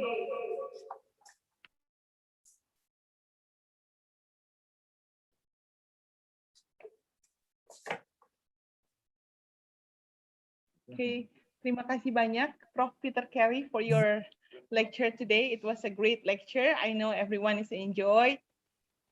It can be seen by the comments, the positive comments they put in our chat box. Okay, dan sudah ada beberapa pertanyaan yang masuk. Okay, Prof. Peter Carey may take some drink first. Yeah, thank you. Okay, I will share. This one. We have 2 questions so far. Okay. So the first one is from Zulkifli Abdillah. Pertanyaan untuk Prof. Peter Carey. Dalam kajian beberapa penulis, dinyatakan bahwa perlawanan Diponegoro tidak sekedar karena membela makam leluhurnya, tetapi lebih mendasar lagi adalah adanya semangat perlawanan dari pemahaman keagamannya atau Islam, terutama karena Diponegoro adalah penganut salah satu tarekat. Bagaimana menurut Prof. Peter Carey? Pertanyaan tersebut dari Bapak Zulkifli Abdillah. Mungkin bisa disertakan afiliasinya dari mana ya, supaya kita juga bisa mendapat informasi. Apakah akan langsung dijawab, Prof? Atau saya bacakan pertanyaan berikutnya? Mungkin kita ambil 3 pertanyaan dan kita berkumpul dan lantas saya menjawab. Okay. Mungkin ada beberapa yang berdempet. Okay. So the next question, yeah. The next question is the pacification of Diponegoro's rebellion become a base to judge Minahasa as the Dutch dog by their participation? Question by Swadi Sual. Ya. Oke. Oke, saya akan lihat ada pertanyaan yang masuk lagi. Dan mungkin ada dari rekan-rekan semua yang ingin bertanya secara langsung bisa raise hand ya, tekan raise hand button. Oh ya, ini ada pertanyaan dari Afkar Aristoteles from National Geographic. Oke. Saya akan copy ke Word ya. Pertanyaannya ada 2. Yang pertama, bagaimana stigma dari kolonial Belanda maupun Pulau Jawa terhadap pasukan Minahasa secara negatif? Dan yang kedua, seperti apa pelatihan Hulptroepen ini yang dilakukan pihak kolonial atau Minahasa? So we have 4 questions here. Ya, mungkin kita mulai dengan isu dari sejarah nasional ya. Sebenarnya sejarah tidak hitam putih. Kita harus, ya seperti saya bilang pada awalnya, seorang sejarawan bukan seorang penghakim. Ya. So I'm going to start with the question of national history and the issue of who are the traitors and who are the Red Indians and who are the cowboys. I mean, how can we begin to frame this? And at the start of my talk, I said, well, a historian is not a hanging judge. We are not here to pass moral judgments. But the most important thing we as historians need to do is that we need to think ourselves back into what it was like, what are the pressures to live in that period, we can't sit here in Serpong in 2021 and think back to what it was like to live in Tonsea Lama in 1811 or 1809 when the Tondano War was raging. Yeah, these are very different. They're very different pressures. They're very different expectations. It's a very different world. And if you looked at the world, as we look at the world now, what is a rising power? Well, it's China. Yeah. What is a rising power in the late 18th, early 19th century? Well, it's Western Europe.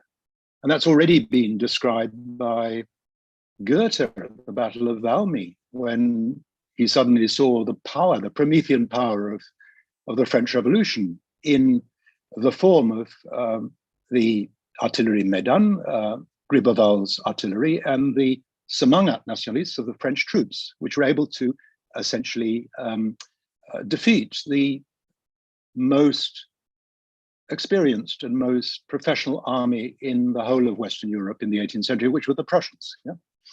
So it's not appropriate to look back and say, well, they behaved wrongly. All the right was with Diponegoro. Yeah. If you talk with the Sultan of Jogja, I talk with his daughter, Ratu Bendoro.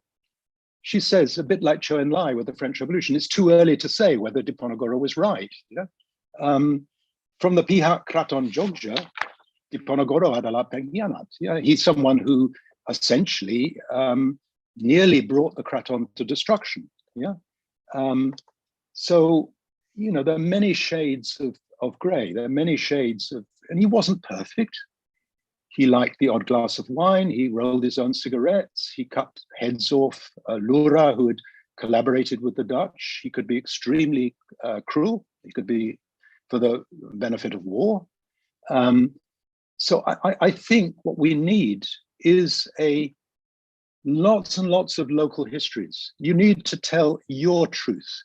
And your truth in Minahasa is not the same truth as the truth which would be told by Ki Roni Sudewo, who's a descendant of Diponegoro. It wouldn't be the same truth as told in the Kraton Jogja or Solo. It wouldn't be the same truth as is told amongst the Peranakan Chinese community in Bagalen, who were all the Usirat or the Bante. Yeah. So there are many, many different experiences, many different ways of seeing the world. I mean, I grew up in a family where two great bars of shadow stood over that family. One was the First World War, the second was the Second World War. The First World War was the Germans, the Second World War with the Japanese, at least for us living in Southeast Asia. And it took years and years and years for me to be able to bring home a Japanese friend from Oxford, Hiro Koike, who became a great friend of the family. He was a diplomat, a Japanese diplomat, a consummate and a wonderful human being. But there was a perception on the part of my family that they were either at your feet or at your throats, you know, that there was this completely deluded perception, which was colored by the experience of the war, that everybody was the same. And I think you need to decolonize your minds, but you also need to defilibrate your minds of all the various warisan which you have received, turun-temurun, from your leluhur, yeah? You need to have a saring, yeah? You need, I mean, I was brought up to think that everything the British did was best. I was brought up to think that what Cecil Rhodes said about the English, to be born an Englishman is to have won the first prize in the lottery of life. Lahir seorang Inggris adalah untuk menang juara satu di dalam perjudian dunia, perjudian hidup, yeah? And itu bohong belaka, it's stupid. It's just a lie. It's not reality, yeah?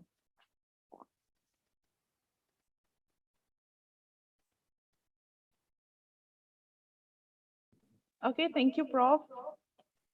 And then the first one, which was about Zulkifli Abdullah, mengenai frustrasi. Ya, frustrasi adalah isu dari historiografi Belanda, ya.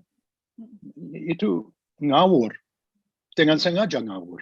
Sebab kalau mereka mengakui bahwa Diponegoro bukan G30S dari zaman kolonial dan semua keluarga harus dicap G30S pemberontak, tidak mungkin mereka bisa mempertahankan satu ideologi kolonialisme. Ya. Dan dia memberontak bukan hanya frustrasi, bukan hanya untuk berebut takhta, bukan ambil merebut tanah, tapi satu perang ideologi. Ada sini dan sana. Sini adalah orang Islam, sana adalah kafir. Sana adalah kafir murtad. Orang pribumi, orang lokal Indonesia yang bergabung dengan Belanda dan Prancis dan Inggris. Ya. Tapi Diponegoro sendiri bisa berteman. Dia berteman dengan seorang Skotlandia, John Crawford, yang bisa bicara bahasa Jawa, kromo Inggil di dalam 6 bulan. Bisa ada seorang dokter pribadi, orang Benggala, orang Spy dari Bengal. Bisa ada paman favorit seperti Joyo Kusumo Ngabei yang keturunan Tionghoa. Ya. Ibunda adalah seorang peranakan Tionghoa. Dan bisa juga punya salah satu pandangan yang betul-betul global pada akhir perang. Dia bilang sebenarnya untuk Belanda ada 3 pilihan. Satu pilihan adalah hengkang kaki dari sini, dari Pulau Jawa dan pulang ke negara yang dingin di Eropa ya barat daya. Tapi ya kita masih akan menjadi teman. Ya, tidak akan tutup acara, tutup titik akhir, ya, kita masih akan berdagang bersama. Kedua, seumpamanya Belanda mau senang tinggal di Pulau Jawa, silakan. Kita akan menyediakan 2 kota, Batavia dan Semarang. Di dalam kota akan ada gereja, akan ada sekolah, mereka bisa berkeliaran seperti mereka berkeliaran dengan pakaian dan adat dan kuliner sesama mereka, tapi ada 2 syarat. Seumpamanya mereka sewa kavaling, mereka harus bayar ongkos sewa yang layak, yang pasaran. Seumpamanya beli rempah-rempah atau produk dari Jawa Tengah Selatan, mereka harus bayar harga internasional. Kalau mereka setuju, silakan. Kalau tidak setuju, sorry, kita tidak bisa ada hubungan dagang, sebab itu tidak fair. Atau pilihan ketiga, masuk Islam. Kalau masuk Islam, kita akan naikkan pangkat sivil dan militer. Silakan, take your choice. Ya. Dan kalau itu diindahkan oleh Belanda, tidak ada masalah. Tidak ada isu dari kultur stelsel. Jawa bisa seperti Muang Thai bisa evolve kepada dunia modern secara berdikari. Dan sekarang tidak ada masalah untuk decolonizing our minds. Dan perang ideologi itu bermuara kepada Islam. Diponegoro dididik dan dibesarkan di dalam naungan dari satu sfer aroma sufi. Dia, seperti Kiai Mojo bilang, Tuan adalah seorang sufi. Eyang buyutnya menjadi embannya adalah ujung tombak dari tarakat Syataria. Dia punya 4 mursyid yang menghubungi dia dengan yang membawa tarakat ke Pulau Jawa pada akhir 17, awal 18. Dan dia adalah seorang yang sangat kokoh, gigih dalam hal mistik dan hal tirakat dan hal amutikeni, dan dia seperti mengasah batin dan lahir seorang Diponegoro sebagai salah satu cicit dia sendiri. Ya. Dan itu menyebabkan dia bisa muncul sebagai seorang leader. Seorang leader tidak lahir, tapi diasah. Kita bisa lihat itu dengan Nelson Mandela, kita bisa lihat itu dengan Gandhi, kita bisa lihat itu dengan Churchill sendiri. Ya. Kalau Inggris kewalahan, siapa mereka harus panggil? Orang yang separuh Amerika, ibunda dari Amerika. So, this is an ideological war. The war is fought on ideological terms. And Elout, the Dutch minister of the colonies, recognized that. He said, if we open negotiations with Diponegoro, and we recognize Diponegoro as a local ruler, we have to take the whole package. And the whole package is We recognize him as a theocratic ruler, like Sunan Giri or Sunan Bonang or Sunan Kudus. He has theocratic responsibility, powers, wewenang di atas agama dan di atas politik. And if we recognize that, there is no further place for us, Christian Dutch, azaz Kristiani dari kolonialisme kami akan runtuh. Yeah? So this is a very important tapal batas dari zaman modern di Indonesia, very important lintel. The Java War is the membuka pintu lebar kepada salah satu dunia total baru, but don't judge it, lest you be not judged, yeah? Because if you start judging people and saying you should have done that, you shouldn't have done that, then that's a form of moralistic donging. It's not history.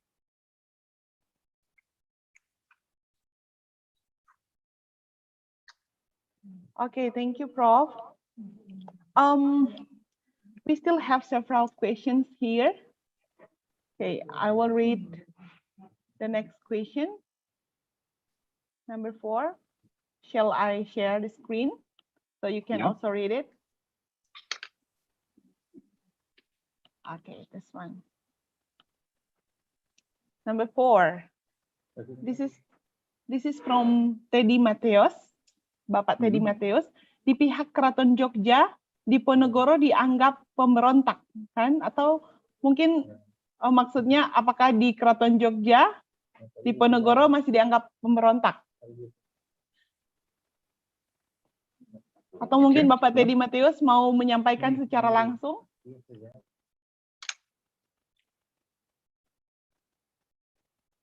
Oke, mungkin tadi sudah dijawab ya, kalau tidak. You have answered it already. We come to the question number 5. Ya, from Fernandez TM. Bagaimana nasib pasukan Minahasa setelah berakhirnya Perang Jawa? Tentunya hal tersebut menjadi acuan bagaimana dalam lintasan sejarah jika berkaitan dengan militer Minahasa selalu identik dengan sebutan kacung Belanda. Tentunya jika dalam nasionalisme Indonesia, hal ini merupakan suatu hal yang tabu, mengingat gaungan nasionalisme dalam hal berdirinya bangsa ini, sehingga para pasukan dari Minahasa sering mendapatkan diskriminasi, bahkan jika dalam penulisan sejarah mengenai militer Minahasa yang berbau Netherlands centris. Jadi pertanyaannya bagaimana nasib pasukan Minahasa setelah berakhirnya Perang Jawa? Okay.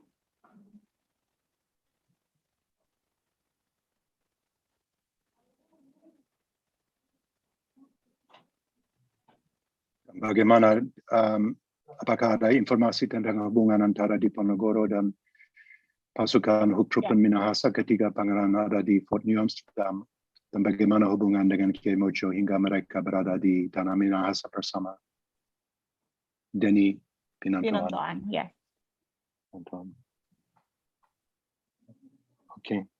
Oke. Ya, memang saya sudah, yang pertama mengenai Keraton Jogja, saya sudah jawab.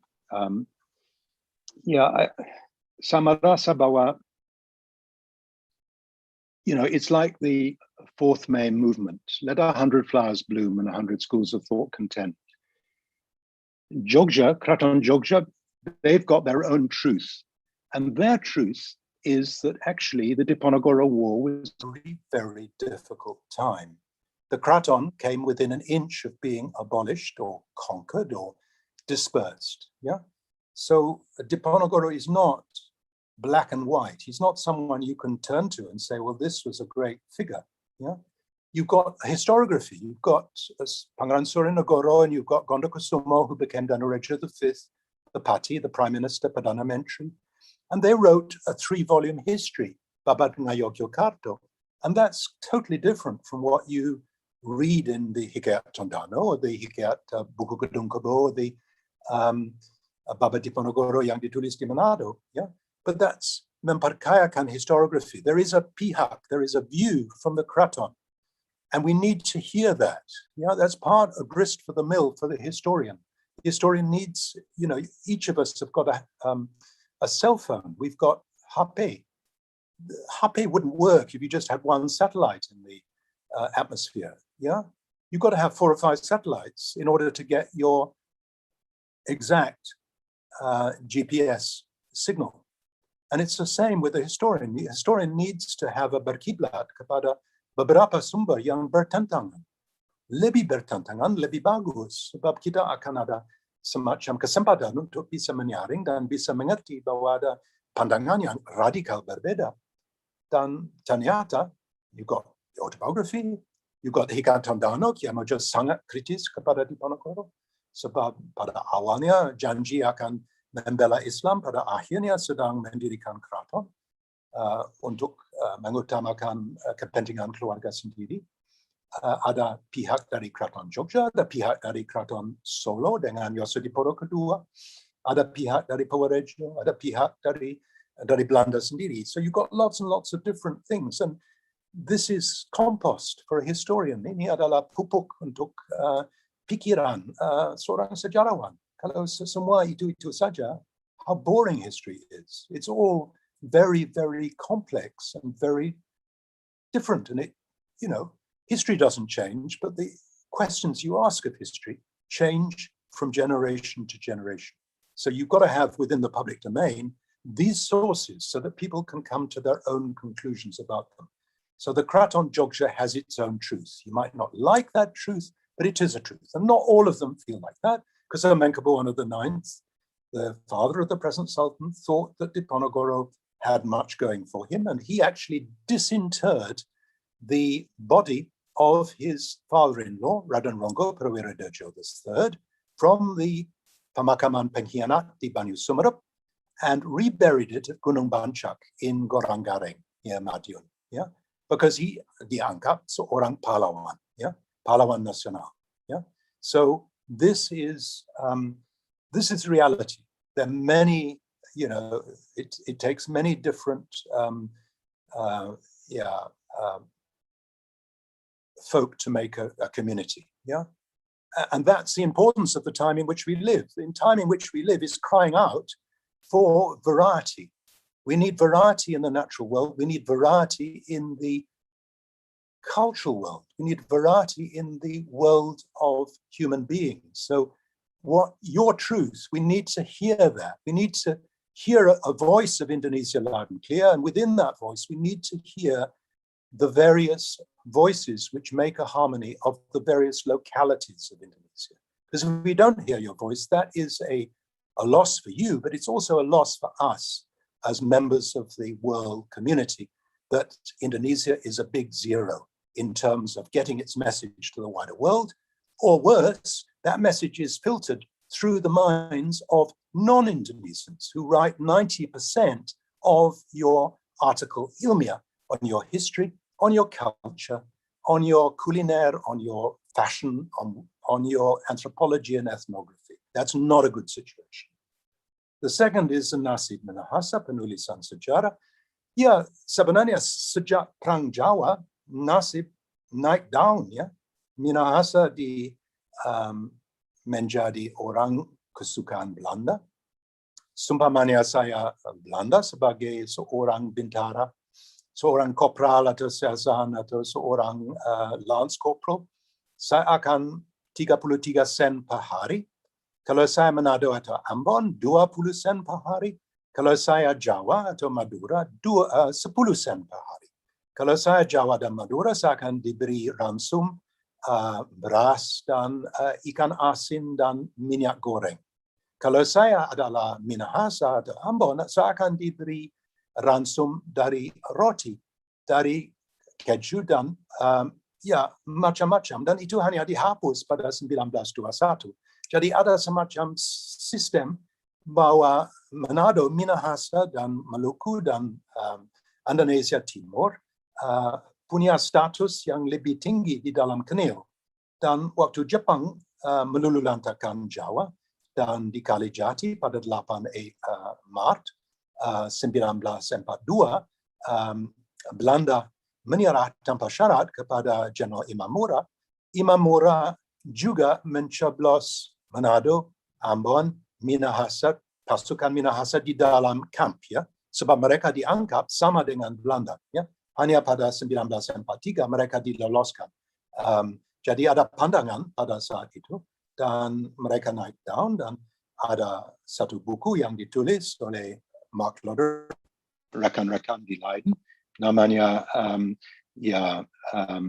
Gewalt, Kriegsgewalt, war violence and crimes, the history of the Dutch military in Indonesia, 1816, 1914, 1949, and 1942, sorry.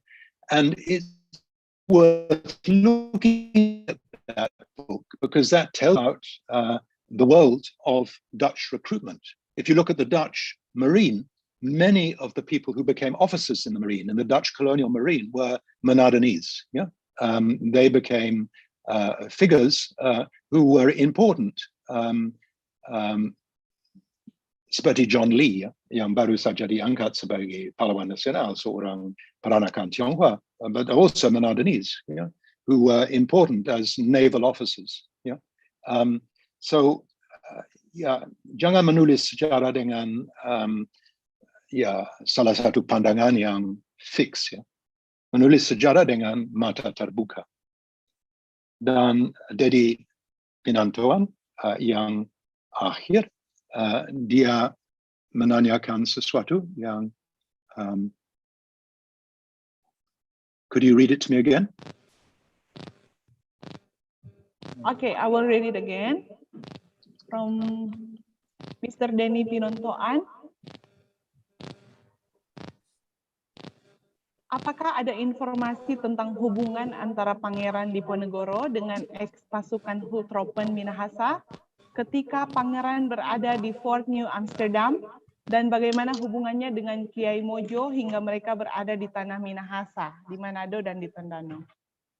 Ya, sebenarnya ada. Waktu Diponegoro ada di Minahasa, ada di Manado, bukan 3 tahun yang enak bagi dia. Katanya dia masuk pasar untuk beli salah satu warongko untuk keris Kanjeng Bondoyodo, dan begitu diejek bahwa dia lempar dia punya tongkat ziarah kepada bumi, dan bumi pasar goyang, ya, seperti ada salah satu gempa bumi. Ya. Jadi dia merasa mungkin kurang nyaman, kurang dihargai. Tapi salah satu kebijakan yang dia ambil adalah untuk melamar kepada putri. Dia mau menikah putri dari seorang letnan dari pasukan Minahasa, Nur Latif, seorang letnan Islam Manado yang menjadi letnan atau dari pasukan Tulungan atau dari milisia, ya. Dan dia melamar, dia mau mengkawini anaknya. Dan Belanda bergabung dengan keluarga dan bilang bahwa itu akan membawa sial kepada putrimu. Ya. If you marry Diponegoro and you move with him later to Makassar, or you go wherever you go, then the situation will not be good for you. But there is this one example, and it's in the archives, that Diponegoro does try and be in touch with a family of a pasukan Tulungan, a Muslim family, wants to marry the daughter, but that is refused on political grounds by the Dutch. With Kiai Mojo, he opens, he wants to meet with Kiai Mojo. He wants to bergabung, but Kiai Mojo doesn't want to have anything to do with him, yeah, because he feels let down by Diponegoro, yeah. And obviously there's a perselisihan pada November 1828 waktu dia ambil 700 bulkio resimen elit, dan dia mau negosiasi dengan Belanda, aksi sepihak, dan pada akhirnya dia ditangkap di lereng Merapi dan dia dibuang ke Minahasa, ke Tondano dengan 62 pengikut. Ya. So from the pihak Kiai Mojo, he doesn't want anything to do, but from the pihak Diponegoro, dia sangat welas asih kepada keluarga masing-masing di Tondano. Dia membujuk Belanda untuk kirim dari tanah Jawa istri dari Kiai Mojo, seorang Bali dari Bali Buleleng, janda dari Pangeran Mangkubumi, dan istri dari Tumenggung Pajang dari Projayudo, dari Tumenggung Urawan, dari orang-orang yang orang Panglima yang ikut dengan Kiai Mojo ke Tondano, dan dia mau menolong mereka dengan kirim keluarga dari Pulau Jawa supaya mereka bisa bergabung di Tondano. Dan kedua, juga mereka dia mau kirim uang kepada Diponegoro. Diponegoro sangat teliti dan sangat hemat dengan uang, tapi itu juga ditolak oleh Kiai Mojo. Dan keempat, dia minta dari Kiai Mojo dikirim seorang ulama, alim ulama, dan seorang juru tulis untuk menolong dia di dalam waktu ada bulan puasa untuk ibadah puasa dan ibadah bakti waktu itu, dan juga untuk menulis dalam huruf pegon, huruf Arab, bahasa Jawa dalam huruf Arab. Dia punya babad, ya, dan dia menerima seorang ulama, Sataruno, dan juga seorang juru tulis namanya bekas bekal dari gerabak di Kedu Utara, yang menjadi salah satu dari rombongan dari Diponegoro, ya, dari Kiai Mojo di Tondano. Okay, Prof. Before we come to another question, we have two persons here yang akan bicara from Minahasa. The first one is Bapak Roni Sodewo. As for your information, Bapak Roni Sodewo ini adalah keturunan langsung dari Diponegoro. Ya, dan yang kedua dari Bapak Bode Talumewo, pemerhati sejarah dari Minahasa. Yang pertama kami berikan kesempatan kepada Bapak Roni Sodewo. Selamat sore, Pak. Selamat sore. Oke, silahkan, Pak. Pak Peter, halo. Ya, apa kabar? Ya, bertemu lagi. Ya, saya rasa ini sebuah acara yang bagus sekali, di mana Pak Peter Carey mengupas tentang Minahasa yang berkaitan dengan sejarah Pangeran Diponegoro. Saya hanya berpesan bahwa mari kita melihat sejarah, jangan dengan kacamata hari ini. Jangan juga kemudian tadi ada semacam diskriminasi, ya, misalnya bagi saudara-saudara kita dari Minahasa, karena sebetulnya kita tidak bisa memilih menjadi keturunan siapa. Bahkan kami keluarga Diponegoro pun juga tidak boleh terlalu bangga menjadi keturunan Pangeran Diponegoro, karena yang menjadi pahlawan adalah Pangeran Diponegoro, bukan keturunan.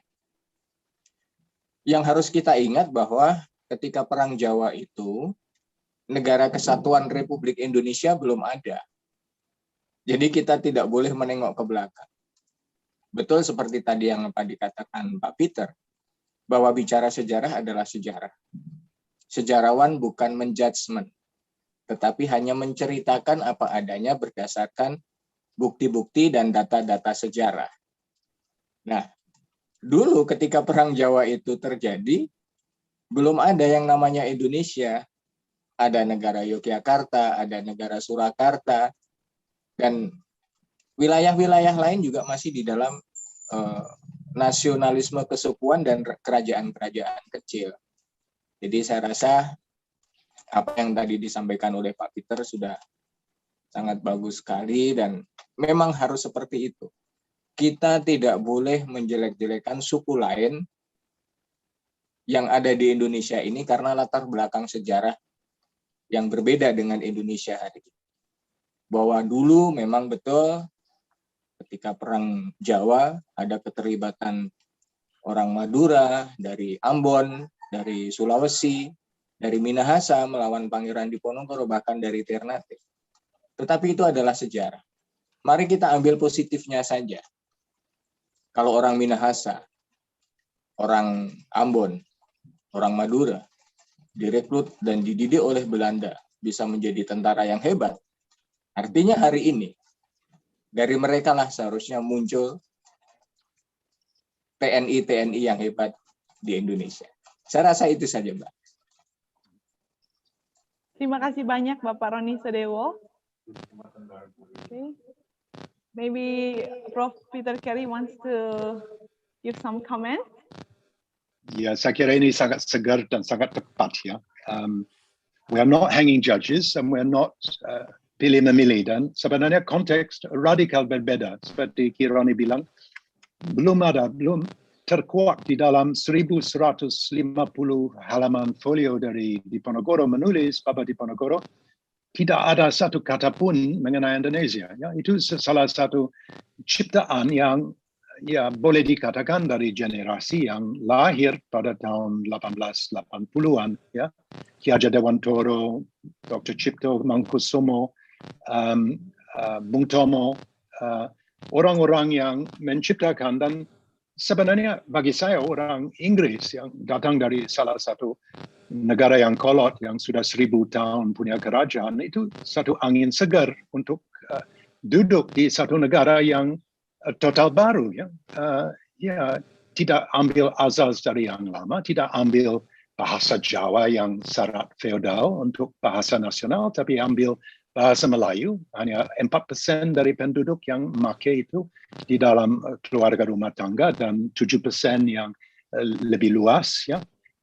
Dan juga ambil Pancasila sebagai negara kesatuan, sebab ada lobby dari Indonesia Timur bahwa sumpamanya 5 kata dari Jakarta Charter, kalau itu dirangkum di dalam Undang-Undang Dasar, akan memicu isu yang rancu untuk negara kesatuan yang mengarah ke muka. Ya. Jadi ini this is a project, dan di atas proyek ini kita bisa merangkul ke bawah untuk ambil beberapa inspirasi.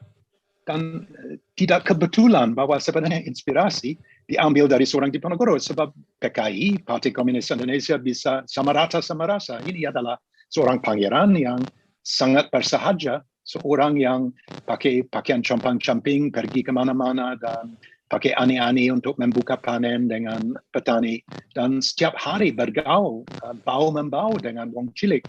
Seorang pangeran yang khusus agama, jadi yang bisa bergaul dengan partai masyarakat Islam atau dengan masyarakat Islam sendiri atau dengan kaum Islam, dan orang nasionalis sebab dia mempertahankan bahasa dan adat istiadat dan keutuhan dari salah satu suku Jawa. Ya. Jadi ini adalah satu tuladan, dan dia tidak berkompromi. Pada akhirnya dia adalah pangeran yang paling kaya sebelum perang. Pada akhir perang dia 25 tahun lockdown di Sulawesi dan meninggal tidak orang kaya. Ya. Dia semua disumbangkan, keluarga berantakan, tidak bisa kembali dari Indonesia Timur ke Jawa, sebab kalau mereka kembali mereka dicap G30S dari zaman kolonial. Jadi the cost was very, very high. This is someone who paid a very high cost, and he's like the sort of last samurai, seorang samurai terakhir, ya, atau seperti Hirohito waktu 15 Agustus 1945, we got to endure the unendurable. He is someone who endured the unendurable, ya, dan tuladan seperti itu patut dihargai. Okay, thank you so much, Prof. And now we come to the section 1. Bapak Bode Talumewa, silakan untuk memberikan opininya. Baik, terima kasih. Saya akan hanya menambahkan dari perspektif sejarah Minahasa. Jadi soal Hulptroepen itu, serangan tangan Minahasa itu terbentuk atas kerjasama antara Minahasa dan Belanda tahun 1809, kemudian diperbarui 1699, 1790, lalu jeda perang Tondano tahun 1809, kemudian diperbarui lagi tiap-tiap walak tahun 1809. Jadi tiap-tiap walak itu bikin kontrak dengan itu pemerintah Presiden Kado. Nah, dasarnya adalah Minahasa membantu Belanda ketika mendapat permintaan permintaan dari pihak Belanda. Kemudian soal pelatihan itu menurut informasi dari biografi Dotolong itu mengatakan itu ada dua tempat. Pertama di Amurang, itu khusus orang-orang yang dari selatan, dan kedua di Manado, ya khusus untuk orang-orang Tosia dan orang-orang yang dekat misalnya Tondano dan lain-lain. Jumlah saudara itu pada awalnya ada 1.627 yang mendaftar, tapi yang lolos itu hanya 1.421. Dari 1.421 itu ada 377 dari Walak Sondor. Oleh sebab itu, karena yang paling banyak, maka yang pimpinan dari Walak Sondor yang jadi pimpinan, yaitu Dololi Betul. Kemudian diikuti ada Walak pimpinan Lukas Pelengkau sebanyak 250 orang. Kemudian Tondano hanya 110 orang, dan sisanya cuma sedikit. Ketika akan dikirim itu kan ada beberapa tahap. Nah, yang dikirim itu pertama ada 800 orang, tapi karena keterbatasan di kapal itu hanya 400 orang yang bisa itu berangkat pada pengiriman pertama. Rencananya akan bertahap berikutnya, tapi tidak sampai semuanya dikirim karena perang sudah usai. Nah, kira-kira 6 bulan sudah itu. Kemudian soal pimpinan semuanya pimpinan utama ya pasti Tolil Betulan sebagai Grut Mayor. Grut Mayor itu kalau di konversi ke sekarang itu Overste atau Letnan Kolonel kalau dalam pangkatan. Jabatan itu ada jabatan tituler atau jabatan yang diangkat. Kemudian dibantu oleh ada yang bilang 5 orang kapten, tapi ada yang kalau menurut Aloro dibilang ada 8 kapten, yaitu Yohanes Sangari yang kemudian karena ada bermasalah diganti oleh Wira Supit itu yang dari Tondano. Ada yang Poling Kalim Tondano, ada Gantung Pala Tomohon, Saupada Sonder, Yohanes Ingkiri Wangdi, kemudian Jawa Sigar atau Thomas Sigar di Langwan, dan Loruntuan di Remong. Tiap kapten itu dibantu oleh 2 letnan, jadi ada berapa letnan. Nah, salah satu letnan yang di Tondano itu kemudian menjadi kapten untuk menggantikan Yohanes Hari yang bermasalah di Batavia. Kemudian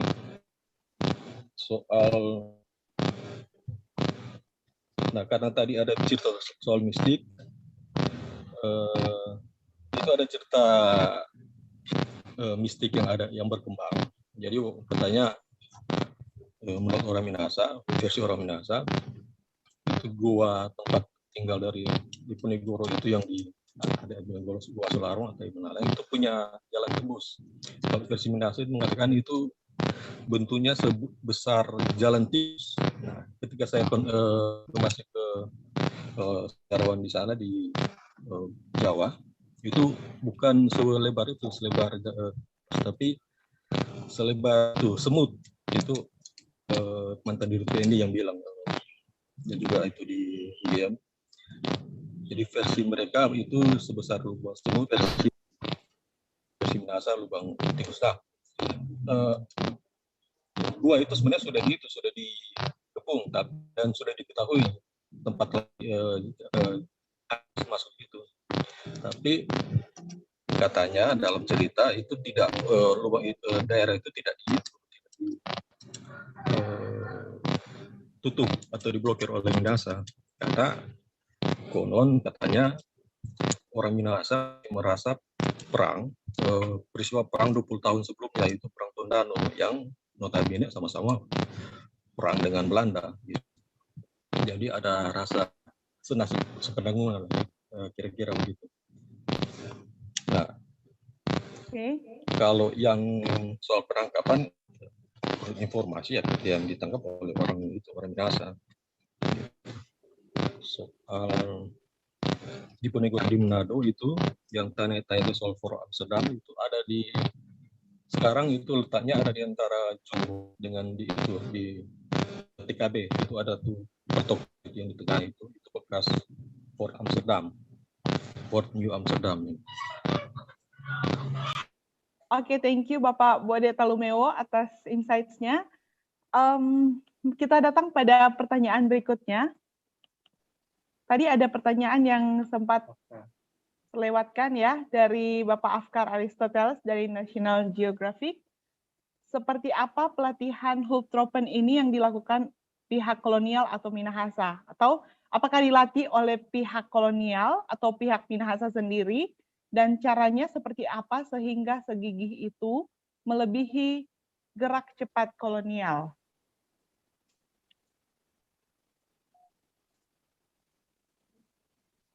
Halo, Prof. Ya, terima kasih ya. Oke, ya. Mungkin ya ini satu pertanyaan yang sebenarnya harus ada ahli militer dan mungkin speaker yang baru saja Pak Bode Talumeo bisa ada insight ya. Bagi saya ya orang-orang yang dikerahkan 327 dari Sonder dan 120 dari Tondano dan lain-lain itu sudah dipilih ya, dan mereka punya skill sendiri sebagai orang yang bisa bertahan di areal yang cukup inhospitable ya, sama dengan gerilyawan dari Diponegoro sendiri. Jadi mereka punya skills yang boleh dikatakan turun-temurun dibelajar oleh orang tua dan bagaimana ya bertahan diri di dalam hutan atau di dalam satu situasi yang untuk cari makanan yang susah atau cari tempat di mana ada sumber air yang bisa dipakai atau bagaimana menyeberang kali dan ya ada sort of a skill set which orang Eropa tidak mungkin bisa tahu menau, tapi orang Minahasa tahu menau sebab ya areal pergunungan, areal dari tanah kosong atau areal yang mereka harus berkiprah sehari-hari, sudah siapkan mereka untuk bisa unggul ya, seperti di negara saya sendiri, Irlandia, orang-orang yang bisa mengungguli salah satu tentara yang jauh lebih besar sebab mereka sudah tahu areal, sudah tahu bagaimana untuk bergerilya, bagaimana untuk memakai areal-areal yang natural fortifications, natural habitat ya. Tapi pasti mereka juga dilatih waktu mereka datang ke Cincin Guling, ke areal dari Cilincing, mereka tidak langsung ditaruh di dalam medan perang. Mereka ada semacam baris-membaris dan mereka digabungkan di dalam pasukan gerak cepat Belanda.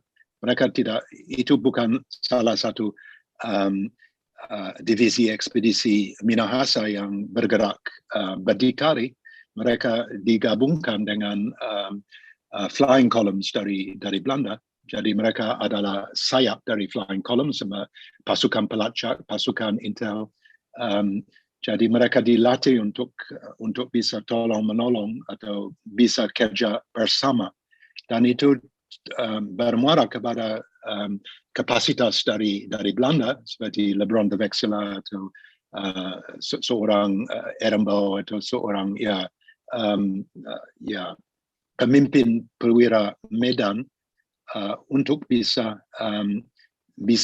memakai dan mengarahkan pasukan mereka masing-masing. Dan waktu Erembo membuat dagbook, dia bilang bahwa sebenarnya kapasitas dari pasukan gerak cepat saya sangat dikuatkan oleh kehadiran dari pasukan Bugis yang bisa naik kuda tanpa ada pelana kuda, atau bisa orang Tidore yang bisa melacak musuh di bukit-bukit barisan yang sangat tidak bersahabat, atau bisa tinggal lama tanpa bisa makan ya. So ini adalah pasukan yang digabungkan dan mereka dilatih masing-masing oleh komandan dari pasukan gerak cepat masing-masing juga. Dan pada 2 tahun terakhir perang, mereka punya peran yang sangat menentukan.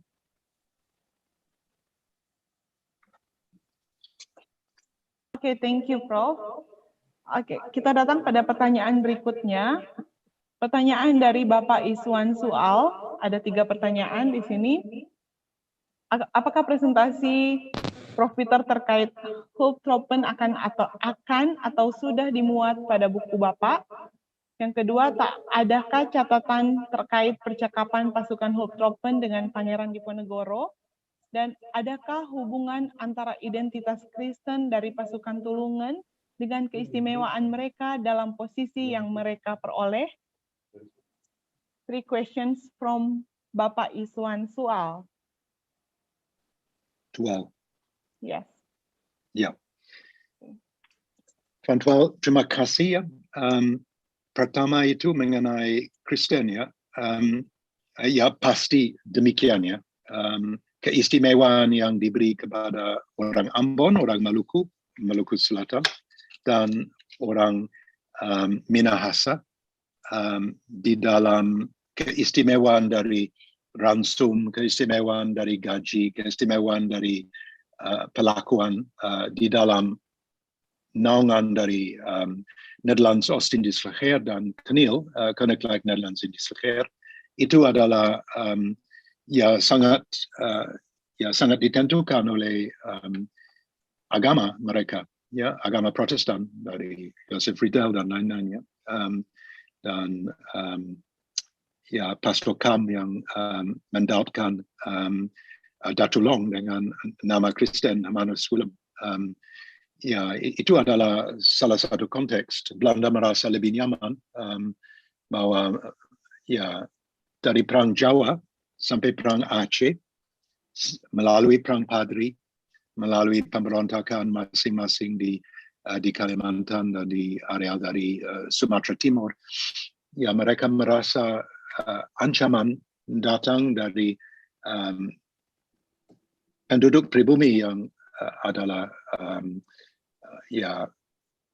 Islam daripada Kristen. Mungkin itu keliru sebab ada Patimura yang bisa juga memberontak pada 1817 antara Mei dan Desember. Dia adalah kapten yang diangkat oleh Inggris, orang Kristen ya, dengan dia punya anak putri yang juga melawan. Jadi saya kira itu agak membleng dari pihak Belanda untuk merasa demikian. Dan mereka juga memakai pasukan dari Sulawesi Selatan dan dari Madura, Sumeneb, dan juga dari Bali, orang Hindu dan Islam yang bukan Kristen. Tapi itu salah satu, it's one dynamic, ya. Dan salah satu dinamik adalah kita harus mengindahkan ideologi dari zaman kolonial, dan ideologi seumpamanya kita masuk Kristen lebih gampang untuk naik down sebagai seorang binalan sebestur daripada kita mendengar muezzin terlalu loudly. If we hear the call of the muezzin, mungkin itu tidak akan seperti kita bisa lihat di memoir dari Hussein Jardiningrat, bagaimana tantangan untuk menjadi seorang PNS senior di bawah naungan dari Hindia Belanda, dari Banten, orang Islam. So this is a dynamic. Dan kalau kita lihat bagaimana sistem untuk merangkul atau sistem untuk membagikan, ada orang Totok, ada orang Indo, ada orang Vreemde Oosterlingen, dan ada Inlander. Dan Vreemde Oosterlingen, seumpamanya kita mau gelijkgesteld, seperti Tanjin Singh, Kapiten Cina Jogja, kita harus potong kucir, kita harus bisa berpakaian Belanda, tapi juga masuk agama, adalah salah satu.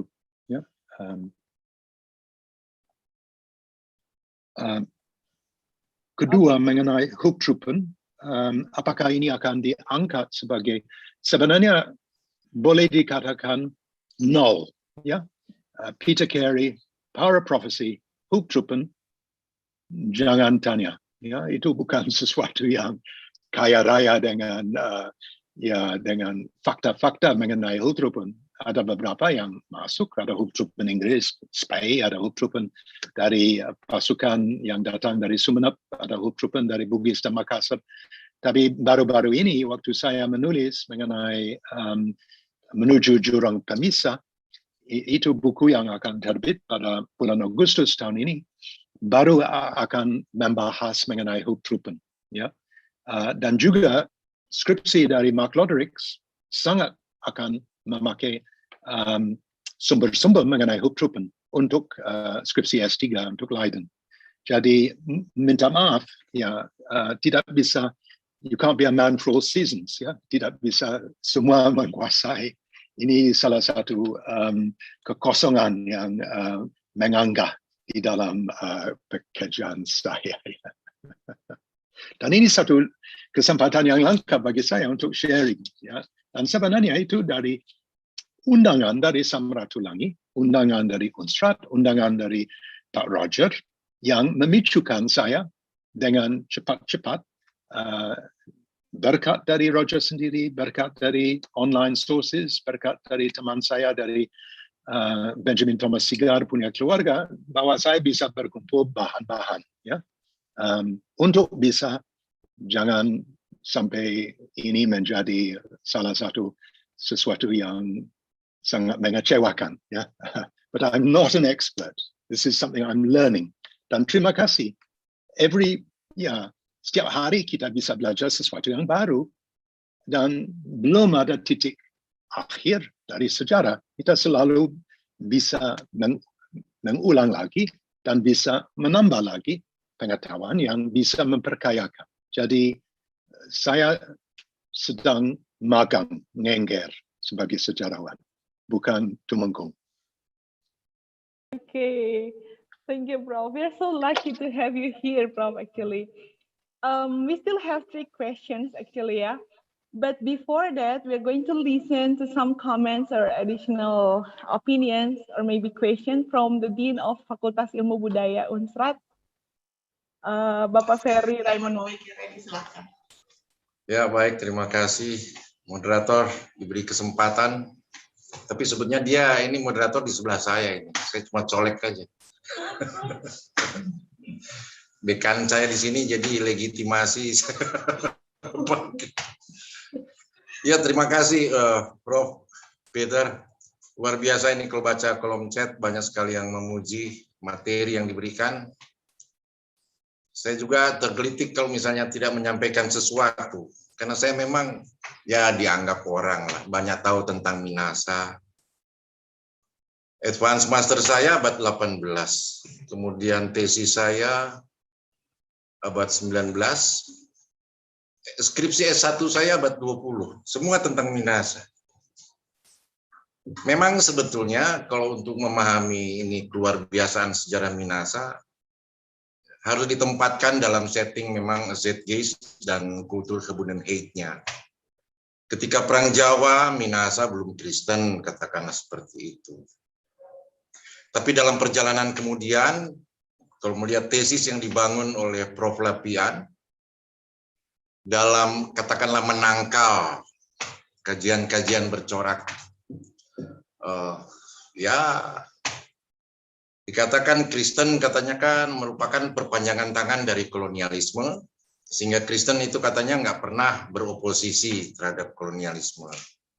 Waduh, ini yang mesti diluruskan.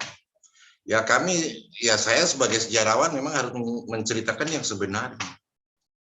Tapi fakta maupun bukti menunjukkan ketika satu provinsi katakanlah mencari pahlawan nasional, mereka itu sulit untuk menemukan. Sulawesi Utara lah katakanlah, representasi Minahasanya ya cuma berapa ya? Kalau dibandingkan penduduk Indonesia mungkin cuma 0,5% nih orang Minahasa. Tapi pahlawan nasionalnya itu ada 10 sampai sekarang. Ada 10. Saya kebetulan duduk sebagai wakil ketua TGU TP2GD, tim perumus pengkaji gelar pahlawan. Udah lebih 10 tahun saya duduk di situ, dan selama saya duduk di situ udah 4 pahlawan nasional.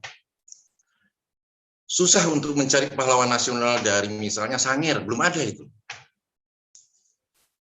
Dari Bolang Mongondo, belum ada juga. Ini 10 ini dari Minahasa. Paling tidak, fakta ini menunjukkan bahwa Kristen merupakan perpanjangan tangan dari kolonialisme, itu setidak-tidaknya bisa dimentahkan. Seperti itu cuma satu contoh. Nah memang yang kami perlu kejar, memang harus banyak kajian-kajian. Pertama ya, bercorak kekristenan. Untuk katakanlah bukan mengimbangi, tapi membuat ya paling tidak bisa meluruskan lah seperti itu. Kenapa? Memang kita kan harus sejarawan bertolak dari dokumen. Jadi bukan cuma asal ngecap aja seperti itu. Tapi sekali lagi dalam kesempatan ini yang hendak saya katakan bahwa Minahasa memang sungguh luar biasa. Saya kira Prof. Keri juga mengakui itu ya. Penduduknya cuma sedikit, tapi keluar biasaan dalam sejarah itu luar biasa memang. Kalau kita lihat mengacu saja perang pertama itu 1644 bisa mengalahkan Spanyol itu. Jadi bangsa Asia pertama yang mengalahkan bangsa Eropa justru orang Minahasa. Kalau Wigboldus, menurut kajiannya Wigboldus itu 30-an ribu itu orang Minahasa itu mati di atas altar kehormatan. Di tahun itu. Ada lagi perang Tondan. Dan yang paling memang luar biasa 14 Februari. Ya, di situ ketika ya, memang ini epitet provinsi ke-12 atau anak emasnya anak emasnya Belanda dan seterusnya. Karena itu selalu yang didengung-dengungkan, maka maaf seringkali juga saya temukan sebagai sejarawan, saya juga pengamat. Minahasa ini sering disudutkan dulu dalam konteks sejarah nasional. Tapi inilah semua unek-unek saja seperti dari saya. Terlalu panjang ini kelihatannya. Kalau saya diberi kesempatan jadi panjang lagi. Terima kasih, host. Oke, terima kasih. Rekan, which is my neighbor. Okay. We still have 3 last questions, yeah, to close our virtual public lecture today. Oke, semoga semuanya masih semangat. Kita masih ada 3 pertanyaan lagi. Yang pertama, menurut Prof. Keri, faktor apa yang mendorong sehingga orang-orang Minahasa mau bekerja sama dengan Belanda dan mau menjadi tentara Belanda untuk mematahkan perlawanan Diponegoro? Pertanyaan dari Ibu Meike Imbar. Dan yang kedua, pertanyaan dari Bapak Jeffrey Liando from Melbourne, Australia. In the beginning, if I'm not mistaken, I think you mentioned this was the biggest ideology or perhaps racist war at the time of colonialism. But in fact, there was no European settlement or colony in any part of Indonesia at all, not even any single empty small island in Indonesia. Why? How do you compare this war with the other war in other part of or Pacific, British versus Maori in New Zealand? And the last one, kenapa Belanda saat itu tidak memberikan wilayah otonom atau keraton baru kepada Pangeran Diponegoro untuk meredam pemberontakan di Jawa 1825 sampai 1830? Pertanyaan dari Bapak Yusuf Nugraha. Oke, silakan Prof.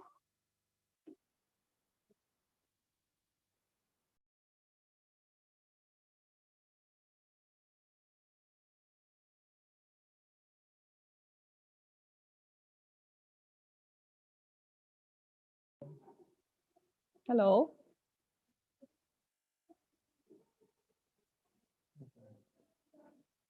Ada. I can hear you. Ya, terima kasih. Saya sudah ya dengar semua. Oke. Mengenai pertanyaan yang terakhir, sebenarnya sudah dijawab ya. Sudah ada kesimpulan sudah dibahas di tingkat Kementerian Koloni bahwa tidak layak sama sekali membuat negosiasi dengan Diponegoro, sebab kalau dia diakui sebagai seorang berdikari, mandiri, dia akan adalah situasi yang tidak akan menguntungkan sama sekali pemerintah kolonial. Sebab azas dari wewenang Diponegoro akan ada azas agamis, spiritual, bukan azas murni politik, ya. Jadi itu tidak sama sekali disingkirkan, ya. Tidak ada di dalam politik diplomasi untuk mengakhiri perang, mereka tidak mengindahkan ide yang diajukan untuk mengakui Diponegoro sebagai seorang berdaulat. Seperti Raden Mas Said waktu 17 Maret 1757 atau Pangeran Mangkubumi sebagai Sultan Jogja pada 13 Februari 1755. Ya. Dan itu sudah dibahas lebih awal. Mengenai Jeffrey yang ada di Australia, mengenai kolonialisme, memang Belanda tidak punya tempat. This is not a colony of immigration, ya. Dan sejak Jan Pietersen Koen punya ide bahwa dia bisa merancang salah satu koloni di mana ada seperti orang Mardika atau orang yang datang dari Portugal, yang bisa casados, ya, orang yang bisa berdiri sebagai keluarga settlers sesudah bertugas militer, pensiun, tinggal. Itu tidak terjadi, ya. Dan itu sudah awal dari 17 sudah jelas. Tapi waktu Belanda abad 19 muncul sebagai di dalam deretan dari negara yang bisa menaklukkan Napoleon, mereka diberi kembali Pulau Jawa dengan satu maksud khusus.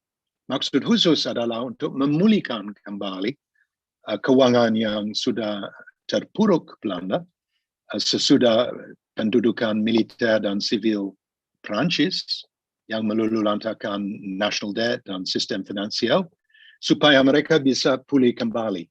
Dan seumpamanya mereka dikalahkan di dalam perang, Inggris sudah ambil keputusan untuk ambil alih Pulau Jawa. Ya. Jadi itu satu situasi yang sebenarnya mereka tidak mungkin akan it's not a colony of settlement, but it's still a very important asset.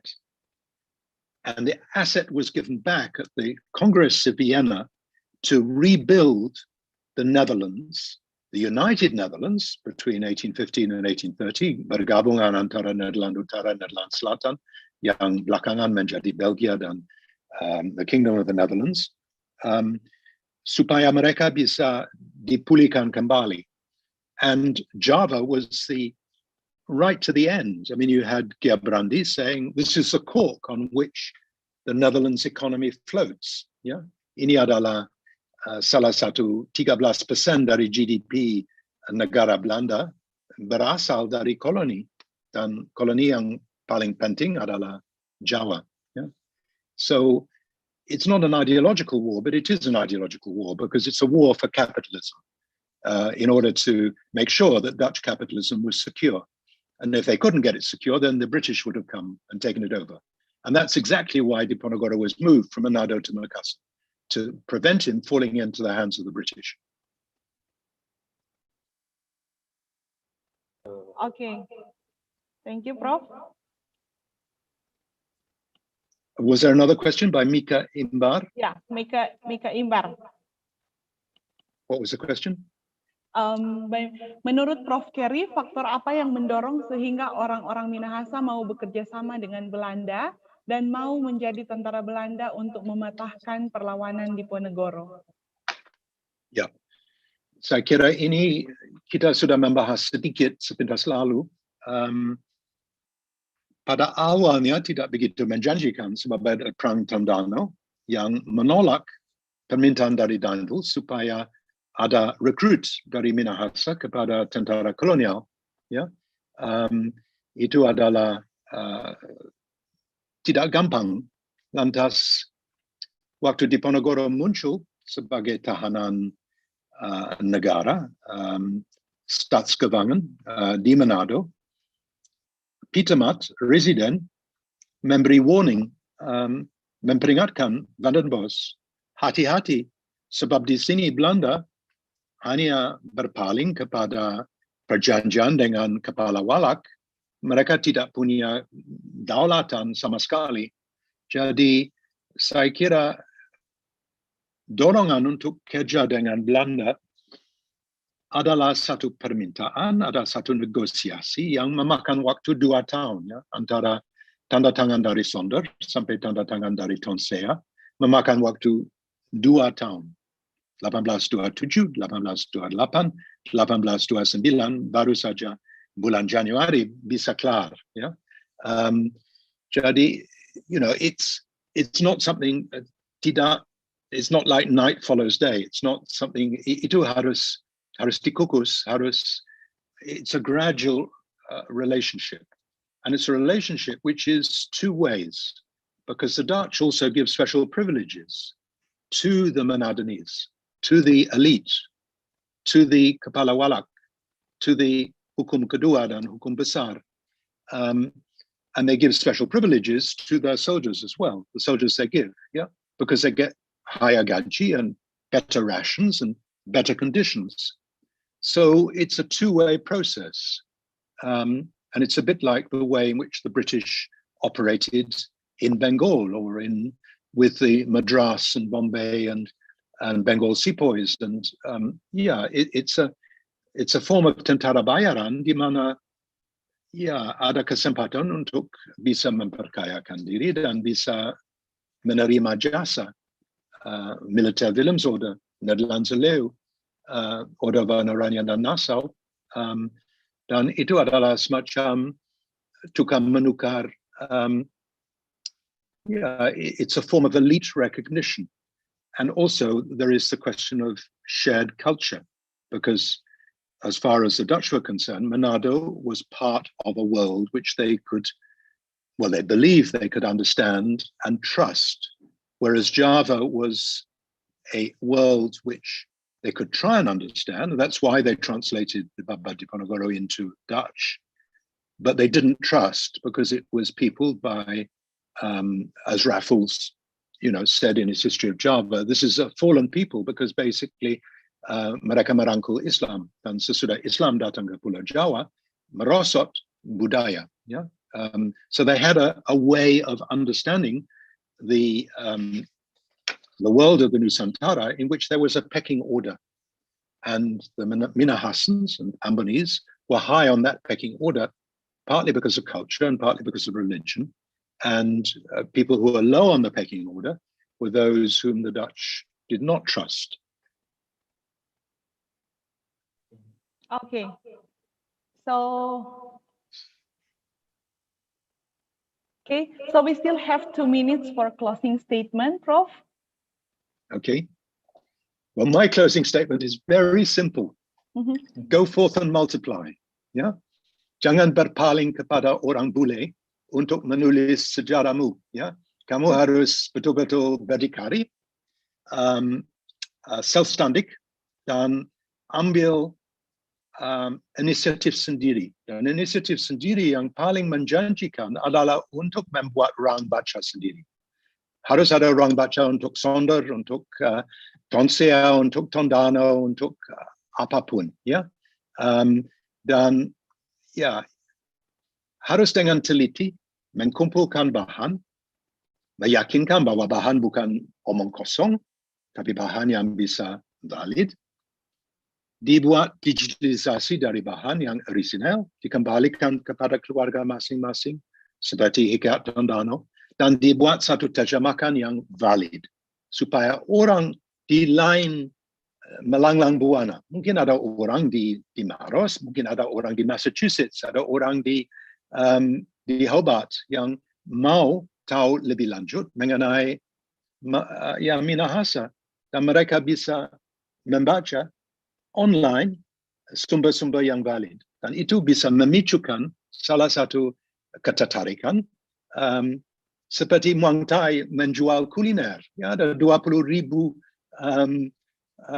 restoran Wang Thai di seluruh dunia, 3.000 punya satu predikat authentic Thai cooking. Ya, kita mau 1.000 atau 20.000 ruang baca dari Sabang sampai Merauke, supaya orang-orang yang tidak punya duit untuk pergi jauh-jauh untuk membayar ongkos yang mahal dari satu universitas bisa memperkayakan diri dan bisa menjadi sejarawan lokal.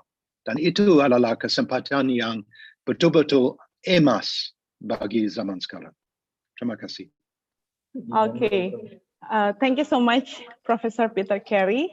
Dan dengan berakhirnya closing statement tadi, berarti selesai juga kuliah umum kita pada hari ini. I personally feel grateful to become the moderator of today's lecture. Semoga kita masih bisa berjumpa lagi di perkuliahan umum lainnya ya, Prof. Dan Yeah, saya you've been a yakin, great moderator, and you've missed your métier. Ya, thank you so much, Prof.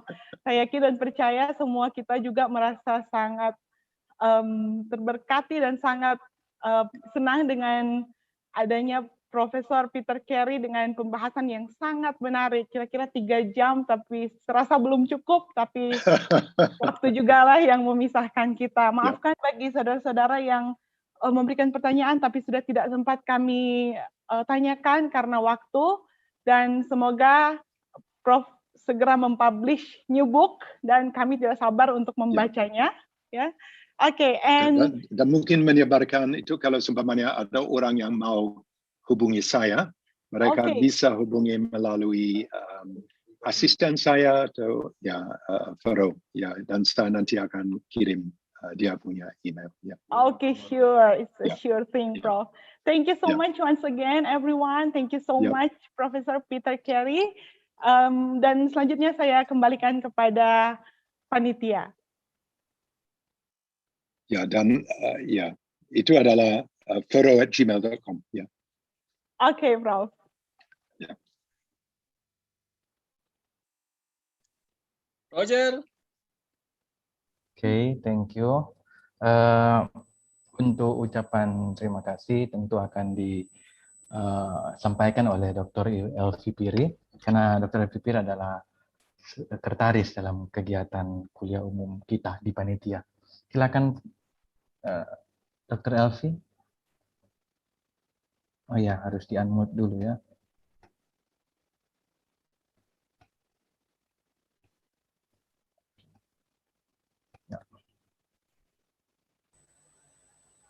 Silakan Dr. Elvi.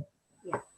Selamat sore Bapak Ibu pemerhati sejarah, mahasiswa sekalian, bahkan saudara-saudara semuanya.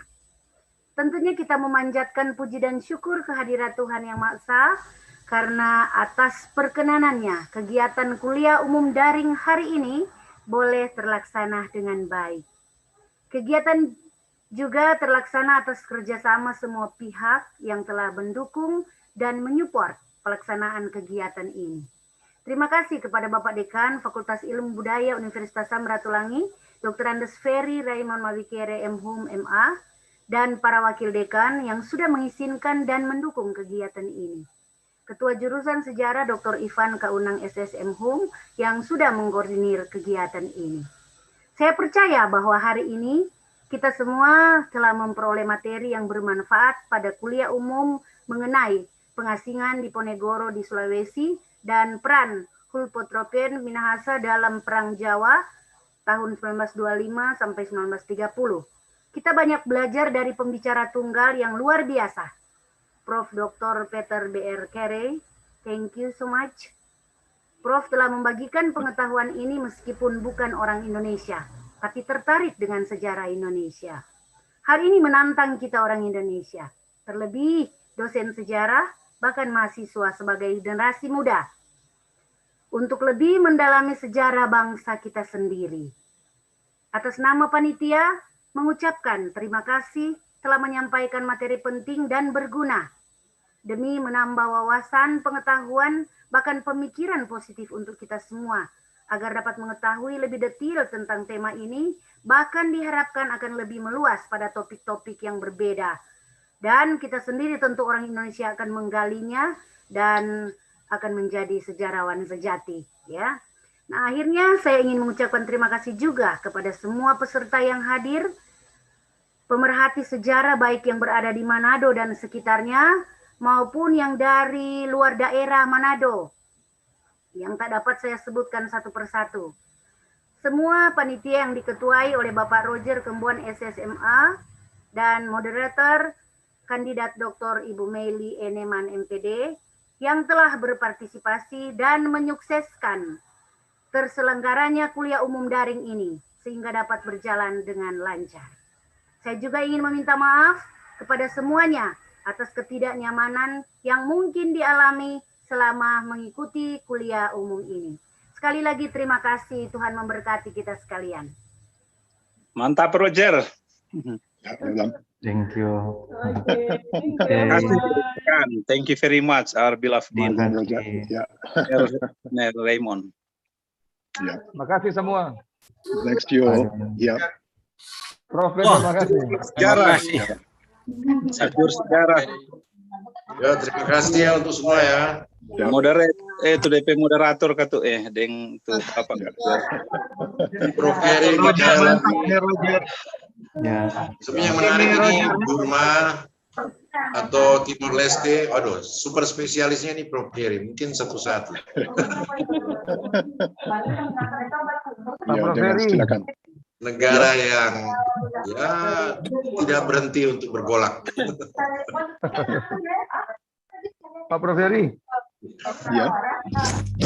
Itu tadi mungkin ada kita pertanyaan dan tuh sejarah Minahasa itu loh yang masih apa? Kalau bisa nanti kapan-kapan dibikin ulang. Oh iya iya. Ya kan? Masih simpang siur itu sejarah. Iya, siap. Siap. Jadi bagus kalau ada anak-anak muda yang masuk jurusan sejarah. Lebih semua ya. Orang yang di luar sini sejarah. Ya, tahu mau bilang apa? Bercerita apa kan yang tahu sejarah tuh? Karena kurang bahan bacaan, jadi wawasan sejarah jadi kurang. semua ya. Selamat siang, salam sehat. Selamat siang. Puji sehat. Tuhan. Shalom. Terima kasih semua. Shalom, puji Tuhan. Salam sehat ya untuk COVID-19 wilayah di sini. Ya. Bapak Daniel, sorry tadi pertanyaannya nggak bisa. Atau habis waktu ketuk. Iya, DP durasi kurang kalau tanya apa? Sudah 3 jam ya, Dek kan? Iya. Ini soalnya topik menarik. Ya. Topik menarik ini. Iya, bagus sekali topiknya. Iya, bagus sekali ini topik no. Ini di sekolah jangan ada apa? Ya ada. Iya, makanya kalau di sekolah kurang mesti cari sumber di luar. Roger, jangan lupa kirim Roger. Ya. Iya, materinya dikirim ya. Sudah tadi kalau bisa dalam bentuk PDF ya. Sudah. PDF ya. Materi ada di chatting. Karena kalau PDF di HP bisa dibuka. Ya. Iya. PDF. Email. Iya. Bapak Jeffrey Liando ya. Email. Sejarah.